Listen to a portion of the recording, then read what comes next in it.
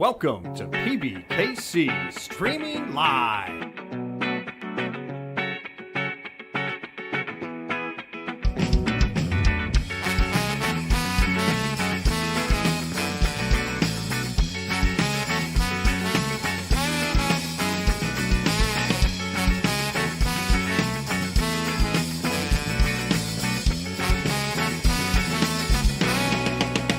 Streaming Live.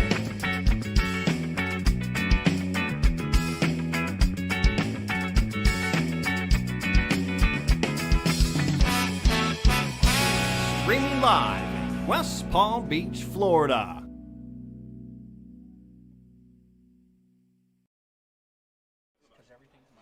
We are live. Here we are. Welcome, everybody. You know what time it is. It's our Saturday Black Chip Bounty, 10K guarantee, 41 total players today, and a lot of money to play for. $100 bounties for every player you knock out, and we're going to get you guys right into the action. A lot of familiar faces on our feature table. We got Silver Fox, Mike, all the good guys to have on the stream table. Mike A. Mike We'll let you decide what the A stands for. Pick your favorite. Four cards. Sometimes they never see. They don't get all four cards. Oh, okay. So who is it? James, Kessler, Daniel, Bruce, Trainwreck, Skip, Mike C, and Craig in seat 9. Disgruntled Jets fan. What a fantastic graphic. This is a good group. We're going to go forwards to a flop right away. 7 high board, Kessler flopping the world open-ended with a flush draw. Craig to go ahead and bet at it with second pair. And I would expect him to face resistance very quickly. What do you eat? Damn, bro. That doesn't look like a salad. What kind of? Opts to just call. No, is that a red chip? I believe he just called. Okay, he did just call, yeah. Interesting here. Oh, yes. Next week will be the Thanksgiving sandwich. Uh-oh. This could be a big pot. Craig turning. Ace is up.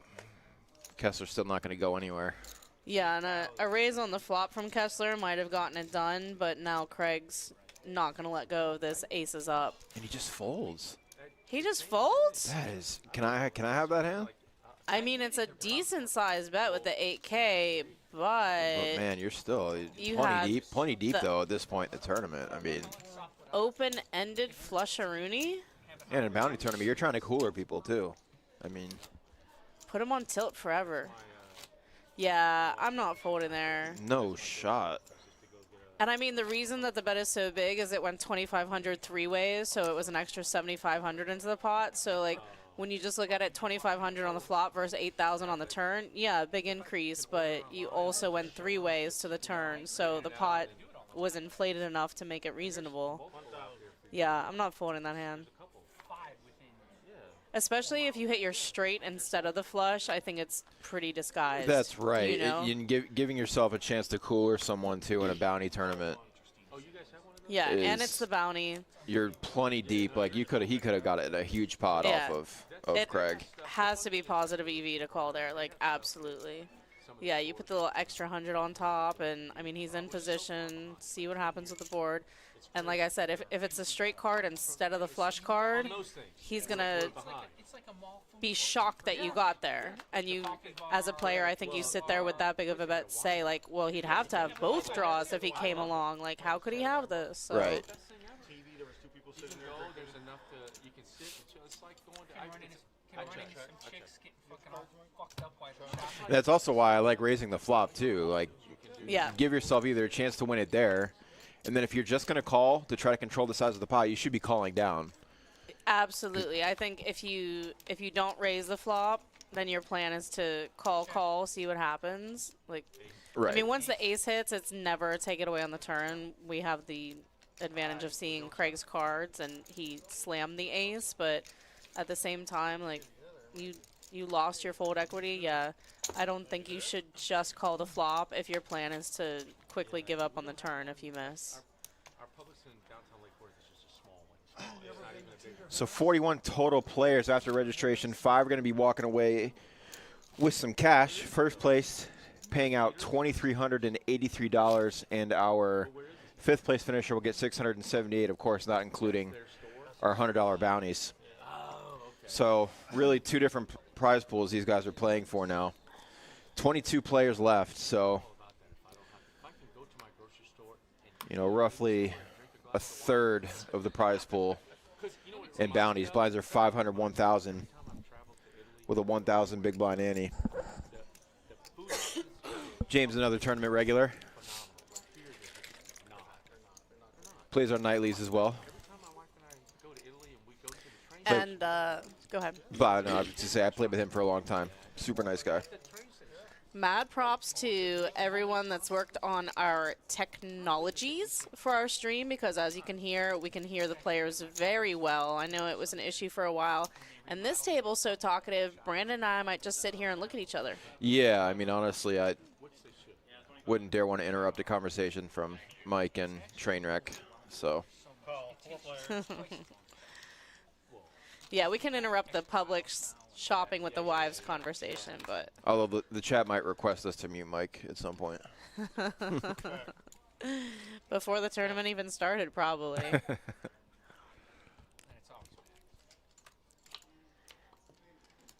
I went there late. I'm gonna have to check it out earlier when the food's still all up.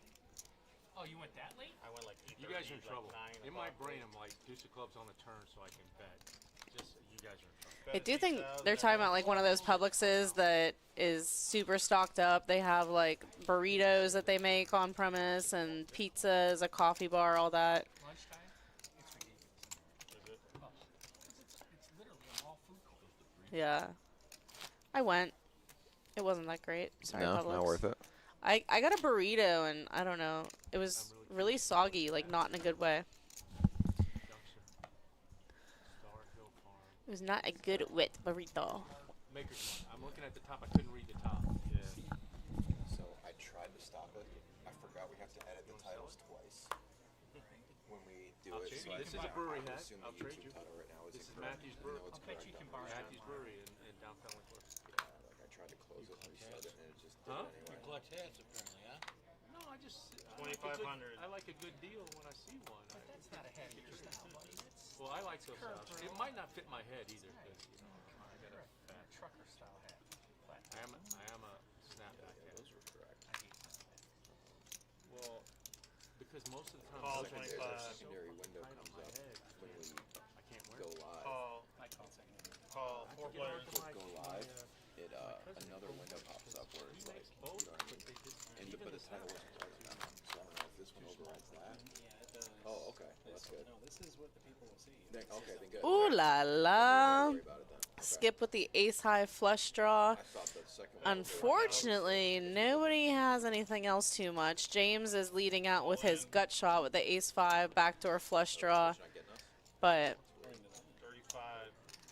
35 all Skip with the check raise all in is not going to get action here. James is just too weak to think about calling here.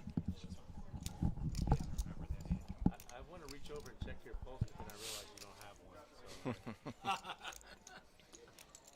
Caught me off guard with that one. Bro, I will make you spit. If you got something in your mouth, then I'll make you spit. Oh, shit, we're drinking? Bro, it's, Tony bought it because I crippled Mike and he got the bounty off of him. We're drinking. Oh, you want something? I got you. No, I know I don't. I think this is just a save face tank, Anybody do anything nice? which is Yeah. fine. I've been drinking the whole time. I've been drinking. They're talking about drinking. It would be so fun if we had a tournament Mercedes. where your buy-in included like all you can Craig wants drink, his drink. and we commentated on the string with on the stream with these guys like hammered. Craig wants his drink. Craig wants a I drink. think that's one of those things where it sounds great in theory, but then Just put it on mine. trying to I know he execute doesn't that like it, would but I'm be paying for it. a handful. I think I owe you anyway. I think you bought the last round for us when we were drinking because I busted and you were still in, so I didn't get to return it.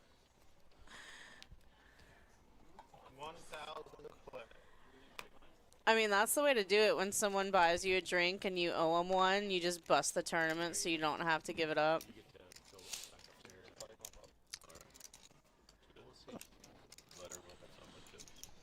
It was fine. What changed? I don't know.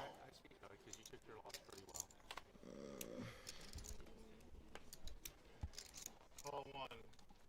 Almost went really large too. And I'm like, damn. Call. I didn't know what would get called. You know, I thought the 8 was a good number. If I made it like Take it 12, as option 5,000. like, that's the, yeah. But I don't know that though, right? No, no, you can't. I don't know how strong the hand is. I know it's strong, but I don't know what it is. I bet small because my hand's so huge. Oh, okay. See you, buddy. Hey, Skip's trying to talk to you. Yeah. I figured.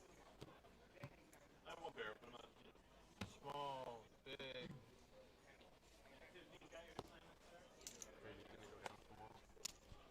Yeah, we're going down right there. This too.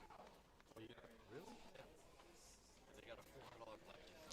All right, we did just lose seat 1, James. To be honest with you viewers, which I promise to always be, I blinked really long and I don't even know what happened. I'll know what happens next time. Just depends on who you're showing. You know what I'm saying? I think for me it depends on the turnout. 3 o'clock. You should be by 5:30.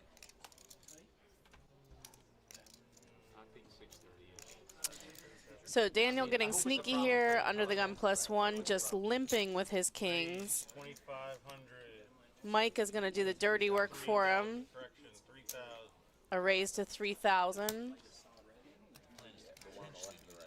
And I mean, if you're inconvenienced by having to Call win, 3. you know, are you gonna play tomorrow regardless? I think we're good, but now you nailed it.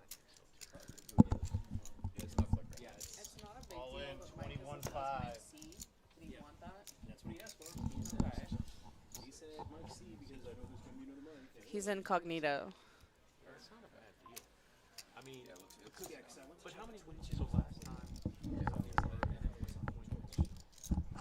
All right, the all-in is up to 21.5 here. Mike had made it 3,000. Yeah, no, I thought it was. And Mike is a similar stack size. He would actually be our at-risk player if he did make this call, so he chooses to fold. Kessler has an attractive-looking ace-jack. 200 and something in the. I would be surprised if he called here when we saw him fold such a strong hand previously. But I'm always proven wrong. Boop. There it is. Kessler, you want to get that 4 or 5 of spades back, buddy, I promise. 4 or 5 of spades opening a straight draw, flush draw is better for 8,000 than ace jack for 18,000, buddy. With cooler implied odds. Yeah.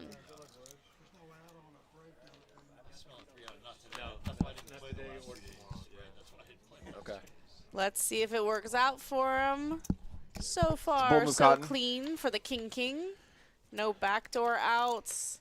King's and it's hold. going to be a smooth run out for Daniel on that limp shove. Avery, thank you for the feedback, brother. Appreciate it. Thank you for joining us. Is Daniel a regular? I don't really recognize him. I don't recognize him either, to be honest. It's also And like, I'm in here quite a lot. yeah, it's nice as a regular when you know people's tendencies. So looking up and seeing Mike on the button would also give me incentive to just limp the kings there. So I do like that play. And it did work out for him. Yeah, you couldn't resist, huh?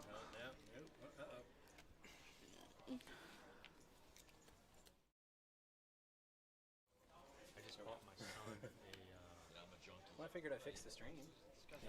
No, yeah, dude. Say hi.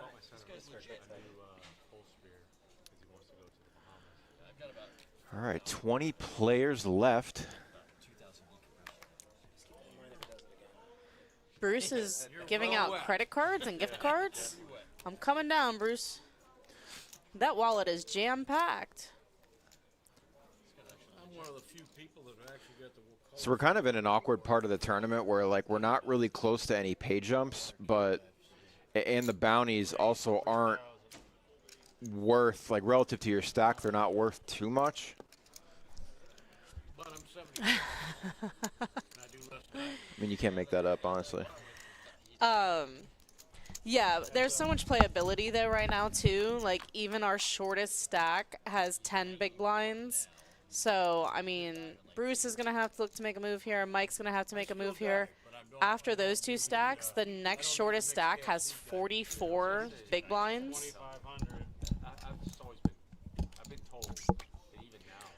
Right, so since each bounty is a third of your buy-in, you're really looking at it like, because the starting stack is 25K, so every bounty is technically worth, you know, roughly 8,000 chips. But now that we're so deep, you don't really have to factor that into, you know, your odds whether you're deciding to call in all in or not. So, and there's no pay jumps, so you're kind of just trying to accumulate at this point. And what up, Steph? And I can't. It just, I am wrecked. But I can do. Steffi Mo, we'd like to apologize on behalf of our well-mic'd table for all of the F-bombs. We know that version ears, such as thous, are probably a little hurt by it.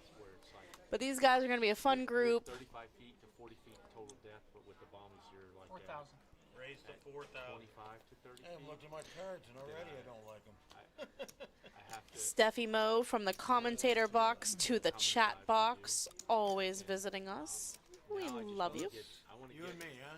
I don't want to Make it do. official. I'm not certified scuba like my son is, but I want to get this. I haven't bought it yet. I want to. But it gives you like 10 minutes of air. As long as on your map. Bruce is our current short stack at 8,500. Makes it easier. That's all. I mean, I only need like 2 or 3. Got And even as Craig deep as and these guys Trainwreck. are, Right. we've had 3 knockouts since we started Especially if I got a spear. 15 minutes ago, not even. Yeah, most players aren't going to be, like, calculating whether or not they should be making a call to attempt to knock someone out, factoring in the value of the bounties. They're kind of just, I sort of like my hand, price is reasonable, I'm in. You're gonna be fine, so you get to Which I guess in a lot of cases is okay. And then you're like, fuck. Steffi says Craig won last night. What was that number, Steffi Mo? I did not know Craig took it down. It ended very early, I think. Yeah, it did. Really early. Because I we don't had a know- ton of dealers downstairs at like 9:30, 10 Yeah. o'clock. I don't know if there weren't many players as usual, but All in. 8-5. he should not be a lot, but his dad was a scuba diver. He lived on Bruce is picking a respectable king-queen to shove on here. He is 5. in 3rd place, but Trainwreck and Daniel are sharing an ace. You can, yeah. I mean, you can really call this all in with any two at this point, to be honest. 1 in a million that he's alive. 1 in a million. With Daniel's chip stack, I think that I might have liked him shoving here after Rejamming. Trainwreck just calls. Yeah. Like, try to get that dead money. You're probably ahead. Like, what's he not raising with that's better than ace-jack? Yeah. And then you're, you know, you're the one And fighting if for the Jeff, bounty. Yeah, if Jeff would have had a hand, he would have rejammed too. Yeah. He wouldn't have like slow played and gotten cute there. Yeah, minimally some kind of raise that's like, all right, if we're playing for, I'm going to inflate it here and get it in. So, and of course we see Daniel Flopswell here hitting top pair with his top kicker. Trainwreck has no incentive to call. I think this might be just a little bit of like, hey guys, in this situation, don't bet me out because I'll minimally think about it. He's not thinking about it. He's thinking about that Publix cafeteria that he talked about. Pizzas are on special this week. All right, Steph is saying 41.66 for first, and Lenny took second, 3,400. Well, I got a couple lives anyway. You haven't hit me since I. Oh, for the daytime. Hit me this time. That has to be the daytime then, because she said that he jumped into the night tournament. Yeah. Okay. The daytime ended. Well, And That'll seal the deal. that's sick. Yeah, he just gets his payout and jumps right into the Friday mulligan. Look over the side without putting your face in water and see the bottom. This is one of those cases. Yeah, it's like 5 times a year. Yeah, I think with the ace jack there, it went up to 8,000 and he had like 35 behind, something like that. Yeah. I mean, even if you just put in like a tempting raise, you for sure have Trainwreck beat with your hand with ace jack, or else we would have heard from him. Yeah, he's super capped. So whether you want to tempt him to call and inflate the pot further and get a side pot started, everything like that, I do think it's likely with his just call that you have him dominated. Like, he has a ton of aces there with his just call. We happen to see that he did have one. He could have some jacks there with a call. King jack suited, I think, is calling the 8 grand, you know, queen jack, stuff like that. So you just have so many hands dominated. Other hands that he just calls with that he might call the all-in with, you're flipping with. Pocket 7, something like that. So I think minimally inflate it and tempt him to come along when you probably have the best hands. Flip it worst, in my opinion. Yeah. Otherwise, jam, get him out of there from something weird happening. Then you're, you know, you have his 8,000 dead money. Nice incentive right there. You're the only one battling for the bounty chip. So. It's almost when he tells a story, it takes like 30 minutes. Eventually, I'm going to agree with somebody's play, though. I want you to know that. So far, I'm like, that's nope, always my nope, problem. Like, we need like a buzzer here that we can hit. Whenever I commentate with Oak, I'm like, surely he's gonna do this here, and it literally never happens.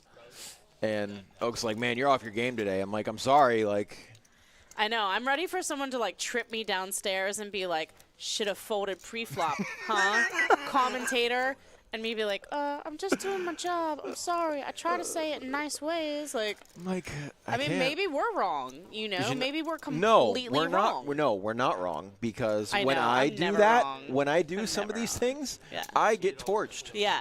And I learn from it absolutely. because I've learned from it. I Yeah. have battle scars to prove that I'm right. Yeah. In most spots, and not, you know. I don't play a lot of bounty tournaments, so as much as I like the idea of them, they're fun. I always, would look forward to playing one. I just don't get the chance to really. All right, we're gonna fill up here down to 18 players. What up, Ernest? What's up, bro? What's going on, Long buddy? time no see. Mr. PBKC picks himself. We taking the Dolphins tomorrow? Okay. He shook his head yes. That might mean we need to fade them. Nice. Oh, it's a sick bet. That's a great bet. That's what's up. What's up? Yeah, no, Miami balled out. It was a good win for them. All right, buddy. All right, so I think it's interesting. Brandon just mentioned he does not play many bounty tournaments. And I mean, sometimes that's just because they're not available when you're available. But do you think you're well suited for bounty tournaments? Like, what do you think your niche tournament is? I've always I'm such a boomer. I love freeze outs are mine. That's by far my favorite format. Not even close. I will travel to Vegas just to play the WSOP freeze out, like the #1 event on my schedule. Have you had success in Vegas with it? Not there. Okay. But I've always just the idea of limiting like the absurd amount of reentries in some of those huge tournaments. I mean, you got people entering 10 times. And and I think you maximize your fold equity too in a tournament like that, where I'm comfortable, applying pressure on people in that format. Okay, but yeah. Steph, you and I are we're Unk status, I think. In the gaming world, we definitely are.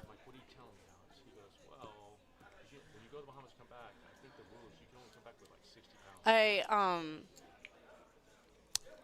mean, some of it is convenience. A lot of tournament players, it's a social thing. But it's interesting to me when you get to bigger buy-in tournaments and maybe you ask somebody like, what tournaments do you excel in? Where are your weaknesses? And they can't tell you. Like, if you're a really passive, tight player, why are you in my bounty tournament? No, for sure. No, right. I don't think people take a step back enough and think, like, what tournament is best suited for me, you know? For sure. And For sure. And I think that's part of it, too, is, like, playing, you know, the bounty 4-bet. You really got to keep in mind you're playing for 2 different prize pools. So being able to loosen up your range when you're calling it all in, like, that's just, I know that I'm not as well versed in that as other formats, if that makes sense. no, for sure. Just knowing what spots are, like, premium, what... Yeah, like, there are times where, like, a button will shove, and I have, you know, queen 8 in the big blind, and it's a snap call, like, when you look at the math, like, in certain spots. Whereas, like, in a normal tournament, I might, you know, give it some pause. One of my favorite tournament formats is I've played an all-in or fold tournament. Okay. Literally, you're going all in or you're folding. And, like, hearing friends of mine that are really good at math talk about different aspects of that is always cool to me. And, I mean, you almost never find an all-in or fold tournament. I don't even know if they still run it where I played it a zillion years ago. But just things like that where it's like, there are some people in this tournament that just are clueless and they're just lighting money on fire. But Yeah.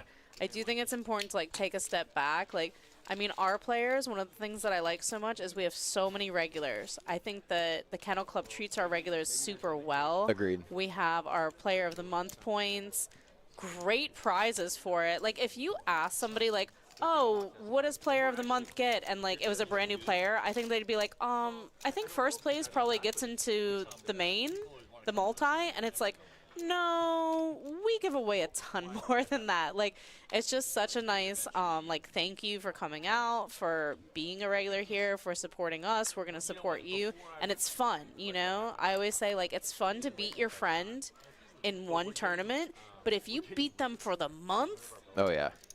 you better be calling them at 5 a.m. and going, beat you, sucker, and hanging up. Like, Oh, yeah. People are, like, calling off work. Like, Yeah. It's a real thing. Yeah, when you get close to the points and the month is starting to wrap up on who's going to make it and everything, I love it. I think I do that, too. Like, it's just a whole nother level of competitiveness, sportsmanship. Like, it's just so cool. But I was going to say, like, if you play with somebody often and you think that their skill level is at yours or above yours, ask them questions about poker. Like, I just don't think that people ask, like, you hear so many bad beat stories, but you don't hear someone going like, hey, bud, we've become friendly. What do you think my weaknesses are? Or, like, what tournament do you recommend I play in more often? And I think they're going to be honest, you know. I don't think someone's going to be like, oh, like, it's not like when you have a tell on someone and you're like, I'm never going to tell you what your tell is. Yeah, Like, no, I get what you're saying. yeah, something general where it's like, I tell players sometimes when I see them, I'm like, how come I don't see you playing our bounty? Like, you're the most aggressive person I've ever met. You're either going to felt right away, or I'm going to see you at the final with ching-a-ling in your pocket, all the bounties. So, ask me. I'll tell you what tournament you should play. Or don't ask me, and I'll probably tell you Don't what ask Dana tournament what you your should weaknesses play. are, because then she'll start getting personal. I'll be like, how much time do you have today? Actually, you let people run you over, and it might say something about your personality. Yeah. Like, You're a doormat. I'll But be that- like, I actually have never seen you when I do commentary. Do you ever make the final table? And while I'm talking about, like, how nice we are to our regulars, and they're like, you're mean to me. But, you know, you build up the rapport, you know, it's, Yeah. you know, would never say that to No, Yeah, and I'm brand new. I do think most of the players that dish it out love to take it. Not Oh. even that they can take it, they love it. Oh, yeah. Mike here is one of my favorites to see upstairs, downstairs, and cash anywhere. And he's so fun to talk to off to the side. And, I mean, you can talk poker with Mike, and he'll tell you, like, his rationale for betting something, for a certain way he played, something like that. And, like, he does get the game. He gets his opponents. He has, you know, his Polly Pocket notebook out that he knows who's aggressive in what spots. He's seen them bluff in this spot. And he also is good at being mean. Yeah, he'll rag on you with the best of Yeah. them for sure. He Mike, definitely teases the crap out of me, and I love it. Yeah, if you're a new player too, you really got to just know Mike's personality. 'Cause it's never like, it sounds personal, but it's never personal. Oh my gosh, what a run out. Rocco rivering the straight. Kessler flopped the boat and slow played it the entire way. He gets snapped. He hadn't even let go of the chips and wait Rocco till caught him. Yeah. Rocco sees the bad news. Yeah. What a disgusting run But out. Rocco's not like surprise. Like, and I mean the spades got there too. So Rocco's like, Yeah, I'm beating the ace, you know, for the straight to the 5, but there's a lot he's not beating. So it's disappointing, but it's not shocking. Smitty, what up, brother? No, Steph, someone called you expired. That's that's a little punk. Somebody called you expired when you were streaming? Like No, when you were... no gaming, gaming Okay. online. Yeah, they've called Steph all sorts of names. Decrepit. Oh, shoot. Yep. Expired is pretty savage. To be honest, that'd get a laugh out of me. When I played Call of Duty, everybody wanted me on their team, and I was horrible. But I was just a girl with a microphone, so they were like, oh, my God. Yeah, the second you talk, you're getting a reaction from the entire Yes. lobby. But I played for a few years with a group of maybe like 15 people. There was like a core like 6 that would be on every night. And it was really fun. I ended up getting into like a nice group on it. Yeah. Yeah. Gaming, When everybody gaming gets a wants bad you, you rap. can choose, you know? You Yeah. can pick your team and stick with them. 100. Oh, for sure. Some of the closest friends that I have in my life now are all from gaming. That's cool. Oh yeah. It's like- Yeah, I've met a couple of them in real life. Some people I knew personally before I got onto it. But Same. Yeah, I did meet a couple people, and that was always really neat. I mean, I would say 3/4 of my closest friends are from the gaming world. Okay. I would say, like, if time wasn't real, which it's not, and I could just do whatever I wanted, like, no repercussions, and I, like, never slept or whatever, I would game a ton. I Oh, think yeah. it's so fun. Like, It is. It's a blast. I was not good, and I had so much fun with it. So that's how you know. Yeah, That's how you know yeah, that for it's, sure. you know. That it's like a fun, cool experience, yeah. And you do get to like meet some people sometimes that are like, wow, I really like this person. Like they're funny. I used to laugh out loud all the time when I'd be on my team. And yeah, I do miss it. But now I play peekaboo. It's also a very fun game. It's very cool. Yeah, now when I play for like more than 2 hours, I'm like Happy Gilmore's mom. My fingers hurt. And like I can't game for more than like 2 hours without. And it's bad when you deal then. I hold the That's controller so tightly. Same. No, me too. Yeah. I have a death grip on it, so it's like my hands got mileage on them. I don't want to. Yeah. I don't want to wear them down. Problem is, Steph, I don't play COD though. I mean, I do, but Oh my gosh. I just hate it. I hate it. To be honest. I mean, I don't think there's anything better. You're missing out. You have your whole chat over there by yourself. The chat's so far away from me. Did anyone say anything cool? Oh, Steffi Mo's yeah, having a whole conversation. Yeah, Steph called with- you a noob because you're like, I have this group of players, and she's like, it's called a clan. No, It's no. it is a clan. To be honest, she's No. right. That's how old we are. We used to call them clans. We, nobody's feelings got hurt if you cheated on each other or anything like that. I don't think it's a clan. I think that it's a family of misfits. Yeah. It's always sad, though, when you think about, like, the last time I, like, really played Call of Duty, I did not know that that was the last time. That's the sad thing. That's is very sad. When I go through my friends list and it's like, last online 4 years ago. I'm Yeah. like, dude, I used to play with that guy every day. I love you forever. Where are you?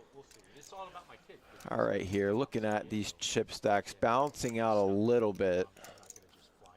Yeah, I don't see any short stacks now, so 18 players left, 5 into the money. Yeah, my man Mikey, he was at like 10K, 10, 15. Just hanging around. He's been hanging doing around. work. Hanging around. And he kind of, especially for Mike, did it quietly. Like,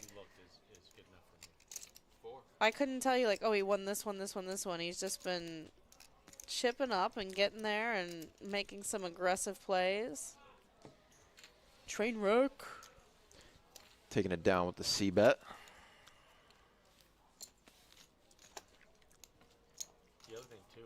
So Dana, you didn't tell me what your preferred tournament format is. Oh, I love Big O, high low. 5 cards, high low, You're more insane. fun. And it's funny too. I mean, for a lot of years now, I've played a lot of pot limit Omaha. And the last tournament that I played was a multi-day, and I won it. I mean, we chopped like 4 ways, but it was like for 14K each. It was decent.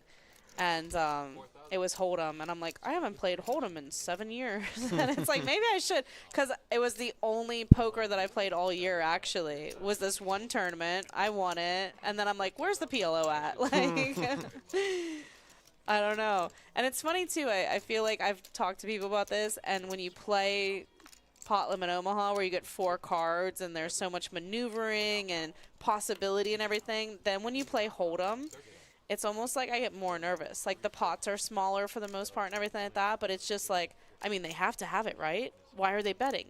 They're, like, so it's a fun transition to go back and forth, but yeah. Some players tell me all the time, once you play PLO a lot, you can't go back to Hold'em. Yeah, I think it's difficult. But I think of myself as, like, pretty fluid. Like, if I am in a room and Hold'em and PLO are next to each other, I want to play with as many silly people as I can. Yeah. Like, I always think about that, like chip stacks and things like that when we were talking about this, and just awareness of the game. Clean run out for the Kings here. I think that, like, I'll be dealing cash sometimes, and a player will come up to the game and be like, oh, there's too much money on this table. And I'm like, wait, what? Like, you can still buy in for the minimum if you want, or, like, for the number that makes you comfortable. Why would you rather go play somewhere where, like, if this stack shift a little bit, you're now like, well, who can I make money off of here? Like, this guy has, you know, a quarter of my stack and so on. I always thought that was, like, the weirdest thing I would hear in poker, is being like, oh, there's too much money on this game. Like, what? There's way too much opportunity here. Like, you don't have to literally, like, physically carry the table out the door. I It's think, okay yeah, that there's lots of chips on it. I think the problem is, like, you're just worried about, because there's so much money on the table, therefore the pre-flop action is going to be so heavy. Yeah. And it'll be such a large portion of your stack. But at that point, you just got to play super tight and wait. Yeah, just change things up a little bit. You got to just be willing to wait and double up. If the reason for the money being on the table is still on the table, you're going to find out quickly. Yeah. There's going to be, like, somebody buying in for the max and going bananas and spreading the wealth. And it's basically, I think it's a much easier style of poker overall. It's like 7 people are gunning for that one person versus, like, it's like in Rounders where he's like, we're not out here, like, what does he say? When they all end up in Atlantic City together. Like, they're not playing together, but they also don't, like, eat their own. They're not going to. They're not going to go. They're not going after each other either. Yeah. They're, like, you know, looking for opportunities to stay out of each other's way. Like, I promise you, when there's, like, a super whale at the table in cash game, when they go to the bathroom, like, everybody starts talking, and they're like, oh, for sure. I was like, I wanted you to get him. Or if you they, don't they want rack them up and leave, they're like, no. Yeah. Yeah, for sure. It takes one player to make a game, to be honest. I for sure have had, like, very poker intelligent friends for a lot of years, and I always thought it was cool. One of my friends used to make a point of, it was a private game, PLO, and, like, when the sucker would leave, he would make sure that people knew, like, we don't rack up right away. Like, wait till he's gone. Yeah, 100%. Let's give it, like, minutes till he's out of the building, out of the parking lot. Like, you don't want this person to, like, know that, like, they're being attacked, you know? Be social, be kind. Like, when people rant and rave, how could you play that? I know. And you know what? When I first started playing, I was like that. Like, getting mad about people calling my raises was stupid. You know, it's like, dude, this is what you're playing for. Yeah. But then you go somewhere else, and they're super tight, and, like, this is why. This is why you don't complain when you're getting rivered all the time. It's a sign of a good game. It's just the price you have to pay for good poker. And, I mean, you definitely want poker in general to have longevity. So if people stop having fun doing this, if it's no longer enjoyable, something where people feel like, I have a shot to make money, like Jamie Gold did it, I can do it too. Like, if you're just berating players, you're just literally, like, taking away from your livelihood, your recreation, whatever it is. So be kind. No, it's a great point. It really is like you're marketing the game. Yeah, you want to build the poker community in every way you can. Like, invite people you meet to play poker. Tell them how rad it is. And it hit me, too, because I'm not typically a table games guy, but once in a while at the creek, like at the end of a session, I would just go and put like a couple $100 on one-handed blackjack and leave, whether I won or lost. And when I would win, and then I would rack up and leave, like I'm essentially hitting and running on them. Yeah. And the guy would always say, "Thank you for the action." And That's I'm like, wait a minute. He's very glad I just tried to do that. You know what? The house is encouraging me to do that. No, it's, yeah. So they're like, you're willing to gamble when it's not at your advantage. Like, even though we lost, thank you for the opportunity. Yeah, like make you want to come back. And then if you do find a place like that where they're kind to you, they're humble, they're whatever, like, and you have an opportunity, like, okay, it's equidistance, this room or that room, like, where are you going to go play? I'm going to go play where I'm going to have a nice time and they're not going to make me feel awkward. Yep, and easier said How dare than you done. play one hand with your own money that you earned and win and leave us? Like, the lights aren't going to go off when Brandon hits one hand of blackjack. Like, they're still going to be able to pay their power bill. And they're like, you know what? This guy keeps doing that. Like, he's giving it all back. It's That's losing in the point. long run, yeah. I don't like blackjack because I hate that, like, decision of, like, 16 you're supposed to hit. I'm like, I don't want to hit. I just want to win. Like, it's more stress than fun for me, blackjack. I rather play like, I gave that up a long time ago. yeah. It's just knowing what could have, should have, would have been too. Like, I don't like it. Too much pressure on me. Trainwreck. Yeah, he's really Not in the liking tank this here. spot here. He's cut out the chips to see how much he'd have behind if he calls and loses. I think that, you know, these guys have played a ton of poker together, Trainwreck and Skip. So I think that he knows that Skip is probably going to have him dominated here because of the history. It's frustrating to call, hit your hands, and be like, wait, I just called so that I could fold. Yeah. But Skip shows him the hit ace. one of the better flops you're going to hit. Yeah. Yeah. So that's a good lay. That's a disciplined lay down, though. That's something I'll say as a PLO player that will sometimes play Hold'em. Like, if I look down at aces and, you know, I get action, I literally will sit there in my mind and go, don't get married to him. Don't get married to him. And it's like, Yeah. you just have to know, like Trainwreck just did. He called a raise, hits his card.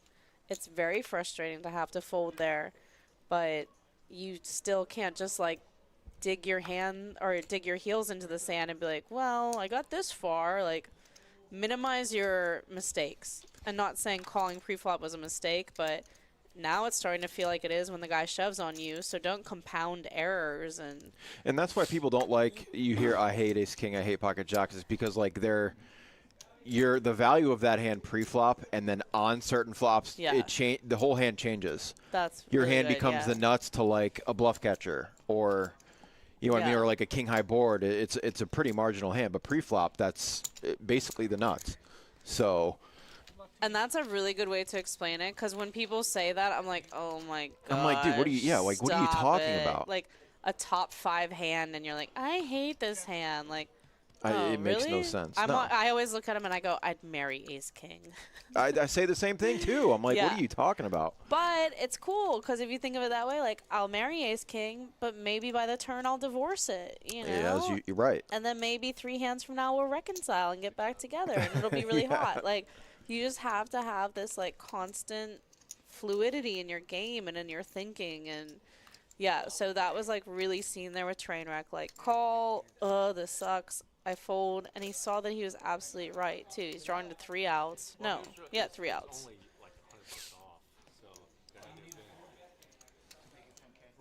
And that's, like, really the good thing about tournaments too that I've always liked is that, like, cash games is really just about the value of your hand by itself. But in a tournament, it's really picking the correct spot. Yeah. And it's not that, like, you know, he didn't have a bad – Jeff didn't have a bad hand, but Yeah. it's like that is not the spot where you're calling a raise and then they're shoving all into you. It's like you're only beating a bluff. This is So- super interesting. Oh, good job, Skip. What? Okay, Craig shows ace-9. We had the graphic as 6-9, but he did have trips. So it looked like Skip was drawing dead with his call, but the 7s were so strong there with you have 9s and 7s, so you have second pair with the 9s out there. You had the gut shot straight draw. He doesn't hit the card on the end. Tell us, Trainwreck. Tell us more. What happened to your pocket 7s? Yeah, if you're a good player, I think you need to lean towards – this might be something that I'm wrong, but lean towards making – like tighter folds, because you're going to be so well versed and being able to find a better spot later. You'll be able to recognize those chances. And yeah, sure, like you might get blown off a couple hands here and there, but They had that funky pointed nose with a I didn't see Smitty doing roll call on YouTube, but I saw at least one of those people. Fredo's upstairs, Smitty. I did see Fredo. Yeah, I was going to say, I saw Gino is Fredo not when up we there. started, but Fredo's up there. Yeah, Rocco was up there. Obviously, he's down here now. we don't hear Gino, so he's not in the building. He's probably not in the county if we can't hear him. It's, yeah. I hear Gino in my sleep, so. not Pink Panther cartoon, no. No. I don't think so. That would be sick if that's what it was. It wasn't though. It It was wasn't. part of another show. They were like a sub in a show.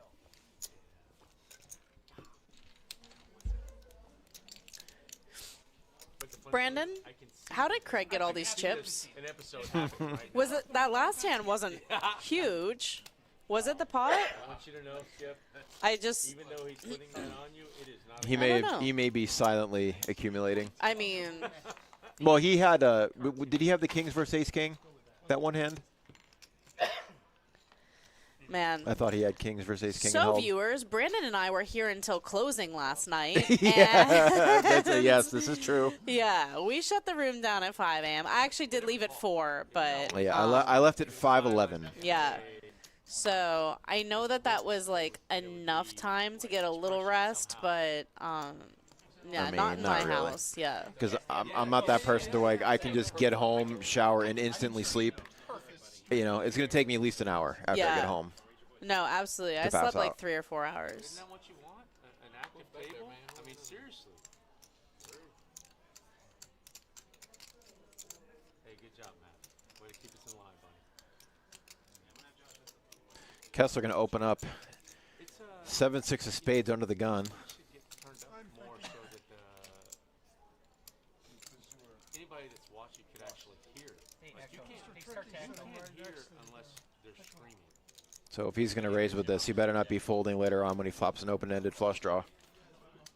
Oh, you are. Well, yeah, but because we're having rather loud conversation. 11. We are. We do not. We do Skip not just gonna flat behind him with a pair. Gonna set mine, and I would assume Brett's in too.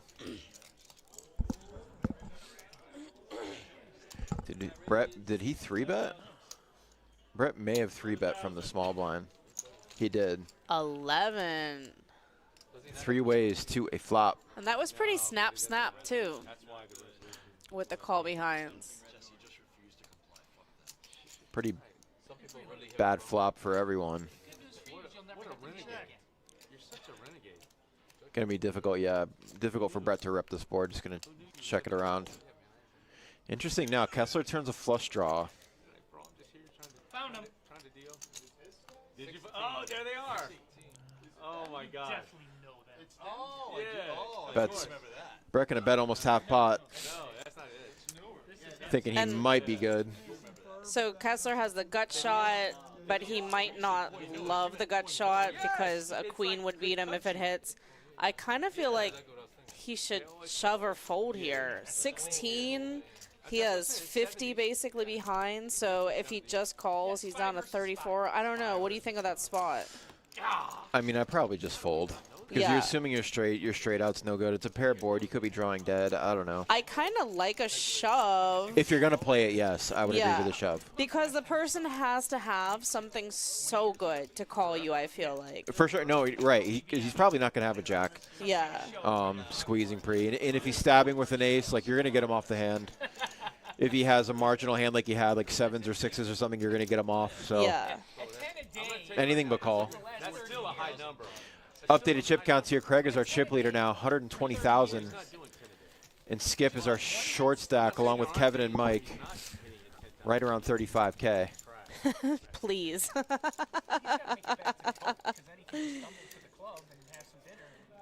These guys are sitting so close to each other for the volume they're at.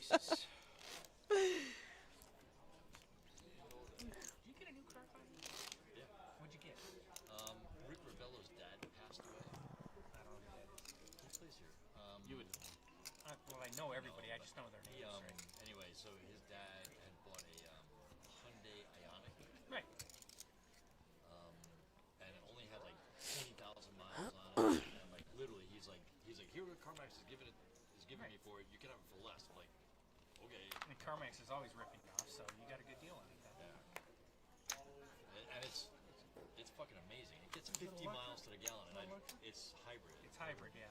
But it gets 50 miles to the gallon. Like, and I drive like a fucking maniac, and it gets 50 miles to the gallon. No, Craig. Literally 50 miles. I could have had a read on that situation. You know, some people just look like they're not great drivers, or like there's someone that would like cut you off, or like Craig definitely looks like someone that would give me a lot of rage in my heart on the road. Yeah, someone does something questionable on the road and you're passing them. How often do you look over at them to see what they look like? Yeah, I mean, like Skip, excellent driver. You know, very courteous. Not in a hurry. Yeah, and if somebody cuts Skip off, he like puts a hand in the air and he's like, ugh. And then it's like he moves on with his day. I want to ask him. Yeah, they're crazy. They get a tremendous amount of 3,000 on them. The hybrids, yeah. I just don't like it. I like to.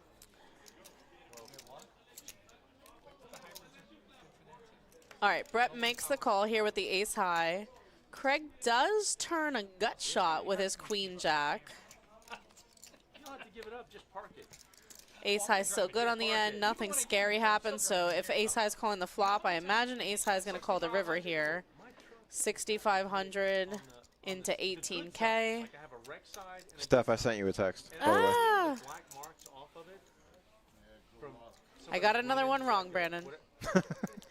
Oh my gosh, we need to start keeping a little tally in here of how many we get wrong. So this is also, like, this is my sports betting hell. It's like when you're watching NFL, they say the popular phrase is you can't assume rational coaching. You can't assume coaches are going to make play calls that make sense. Okay. So, like for you fantasy football guys, you're like, how is he not touching the ball 20 times? Why are you not throwing the ball to your best receiver? Same thing. But still, I'm like, They're like, surely they won't run this 180-pound running back straight up the middle into 300-pound linemen, and they do it. Listen, you said it in a nice way, but I want the viewers to know I've never said anything as mean as what Brandon just said.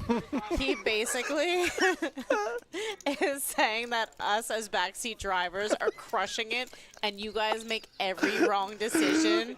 Even when there's not like a wrong decision available, you like go out of your way to find it.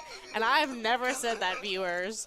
So keep writing into that tall Josh. Just don't push me down the stairs. Just remember this moment that comparatively, I'm the nice broadcaster. Sure. I like that analogy so much, but it was pretty mean, like in the best way. I'm really happy you said that. I like that one. I mean, listen, you got to prepare people for South Florida poker. It's just the nature of the beast. No, absolutely. Like pro players from Vegas will come and play at another property, or they'll come play here, and it's like, dude, you throw your solver out the window. What are you doing? Yeah. You're assuming you can put someone on a range, or they're going to always do this in this spot, and it just doesn't happen.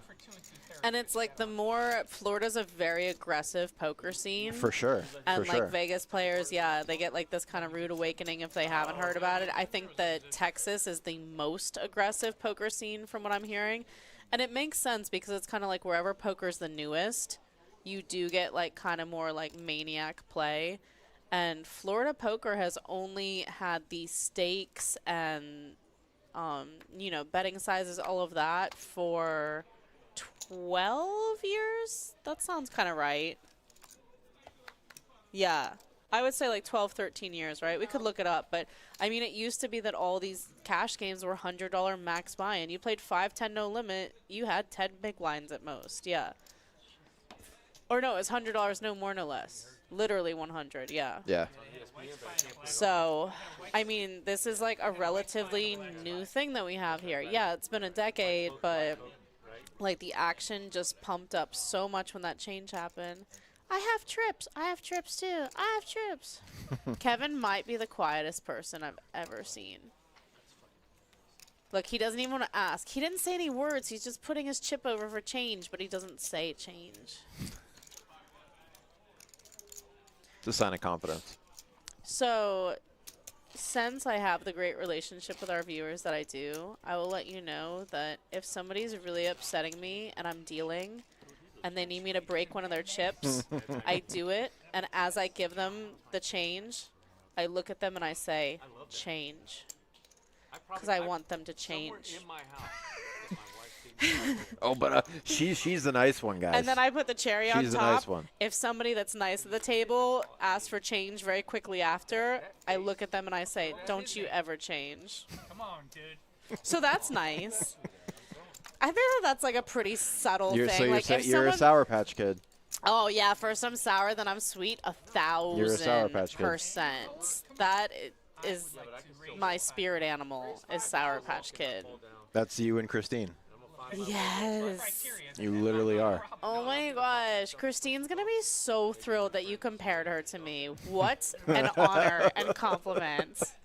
I'm gonna make sure. What's our time here on the broadcast so that I can? What is it? Technology's hard. I don't know. All right, we started like almost an hour ago. I got this. Yeah.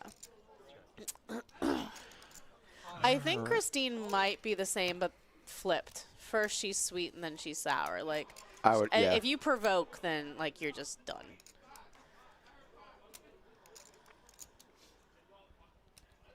Like, everybody has a little something on this hand, but not going to be enough to not enough. continue. Enough to get it paused, yeah. but you're not gonna eventually call. And Mike definitely is looking for some action here. He has the ace. He has the nut heart draw. He has backdoor straight draw.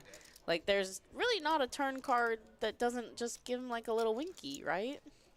So, unfortunately for him, I'm telling you right now, especially after the pause, he's like, call, train wreck, call. And Kevin's not saying a word. I hit just about everything. Kevin, it's your button. Are you excited? Yes. I deal to Kevin. He's cool. He doesn't talk, but he's cool.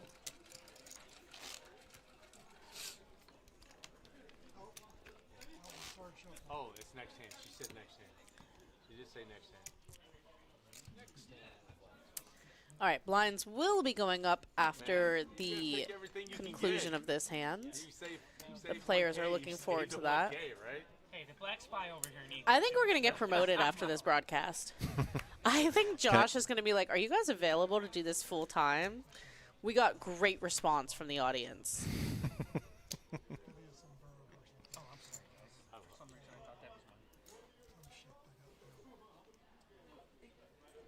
I'm trying to think who would be the first player to accidentally push me down the stairs after criticizing their pre-flop play. Craig. You know what? It is Craig. It's Craig. You're absolutely right. He looks like an aggressive driver that would cut you off and do all the things. He's pushing you down the stairs, buddy. Yeah, and he knows I'm a Cowboys fan too, so he's just like double, like, huh. Yeah, that was. Ask me another question that's easy to answer. Yeah, you kind of, yeah. I mean, scary Christine how might quickly push you down the nailed. stairs now too, but Yeah. What do you mean? I gave her a compliment. I know. But One time I was playing here, and I went to throw like my ante or something into the middle. One of the chips rolled past her to where she had to reach, and she gave me this look like I just slaughtered her puppy. Oh, not the puppy. That doesn't sound like Christine at all. She's like, she looked at me. She's like, you know better. I'm like, okay, I know better. Oh, that does sound. The know better sounds like Christine. She loves when I do my change routine. Change. No, I think that's hilarious. I might steal that. It's like the most like undercover mean thing that I do. It's great because they can't. You have plausible deniability. Yeah, I mean now that it's recorded, maybe less, but Yeah, I'm like, oh, I forgot about that. Meanwhile, it's like my shtick for years. Yeah, cash game I players never forget ain't about watching it. this. Yeah. They're sleeping still. Kevin said a word, guys. He said raise. Aw, Kevin. Yep. Gonna open it up semi-short to 5K. I think I've made Kevin laugh before, actually. It's impressive. I I don't believe you. No, I think so. I'm gonna ask him. Oh, big yawn. Saying one word was exhausting. Look at Kevin. I like Kevin.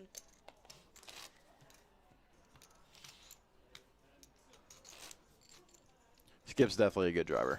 I think that's a good read. 1,000%. That's a good read. Who like he actually knows the rules of the road, you know? Yeah.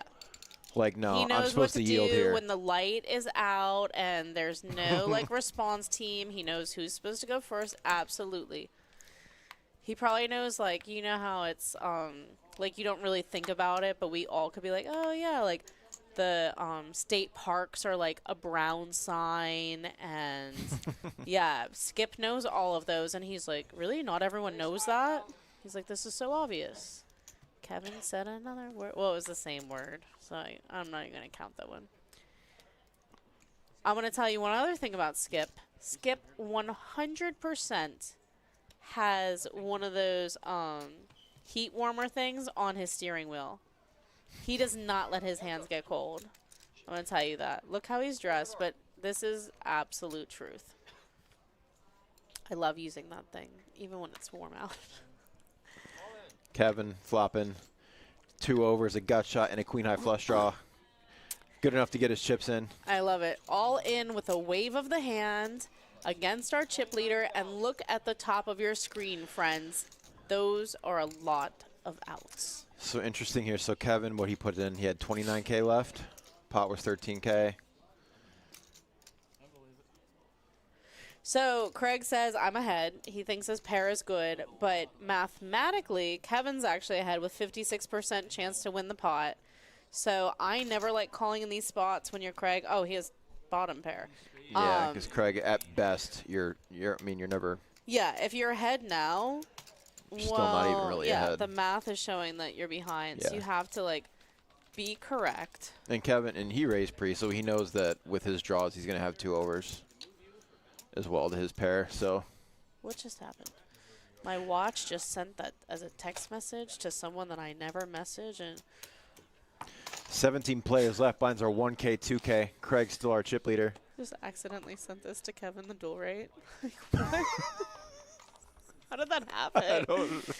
Oh my gosh. My Inspector Gadget watch is like failing me.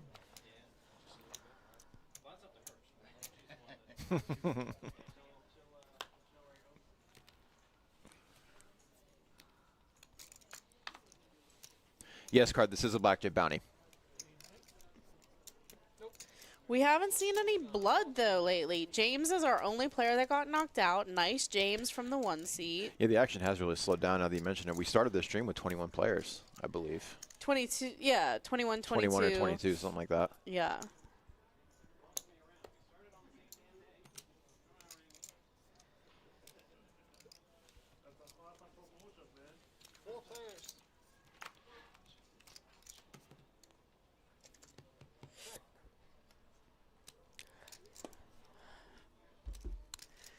This board's boring. Let's move on. That's 6,000.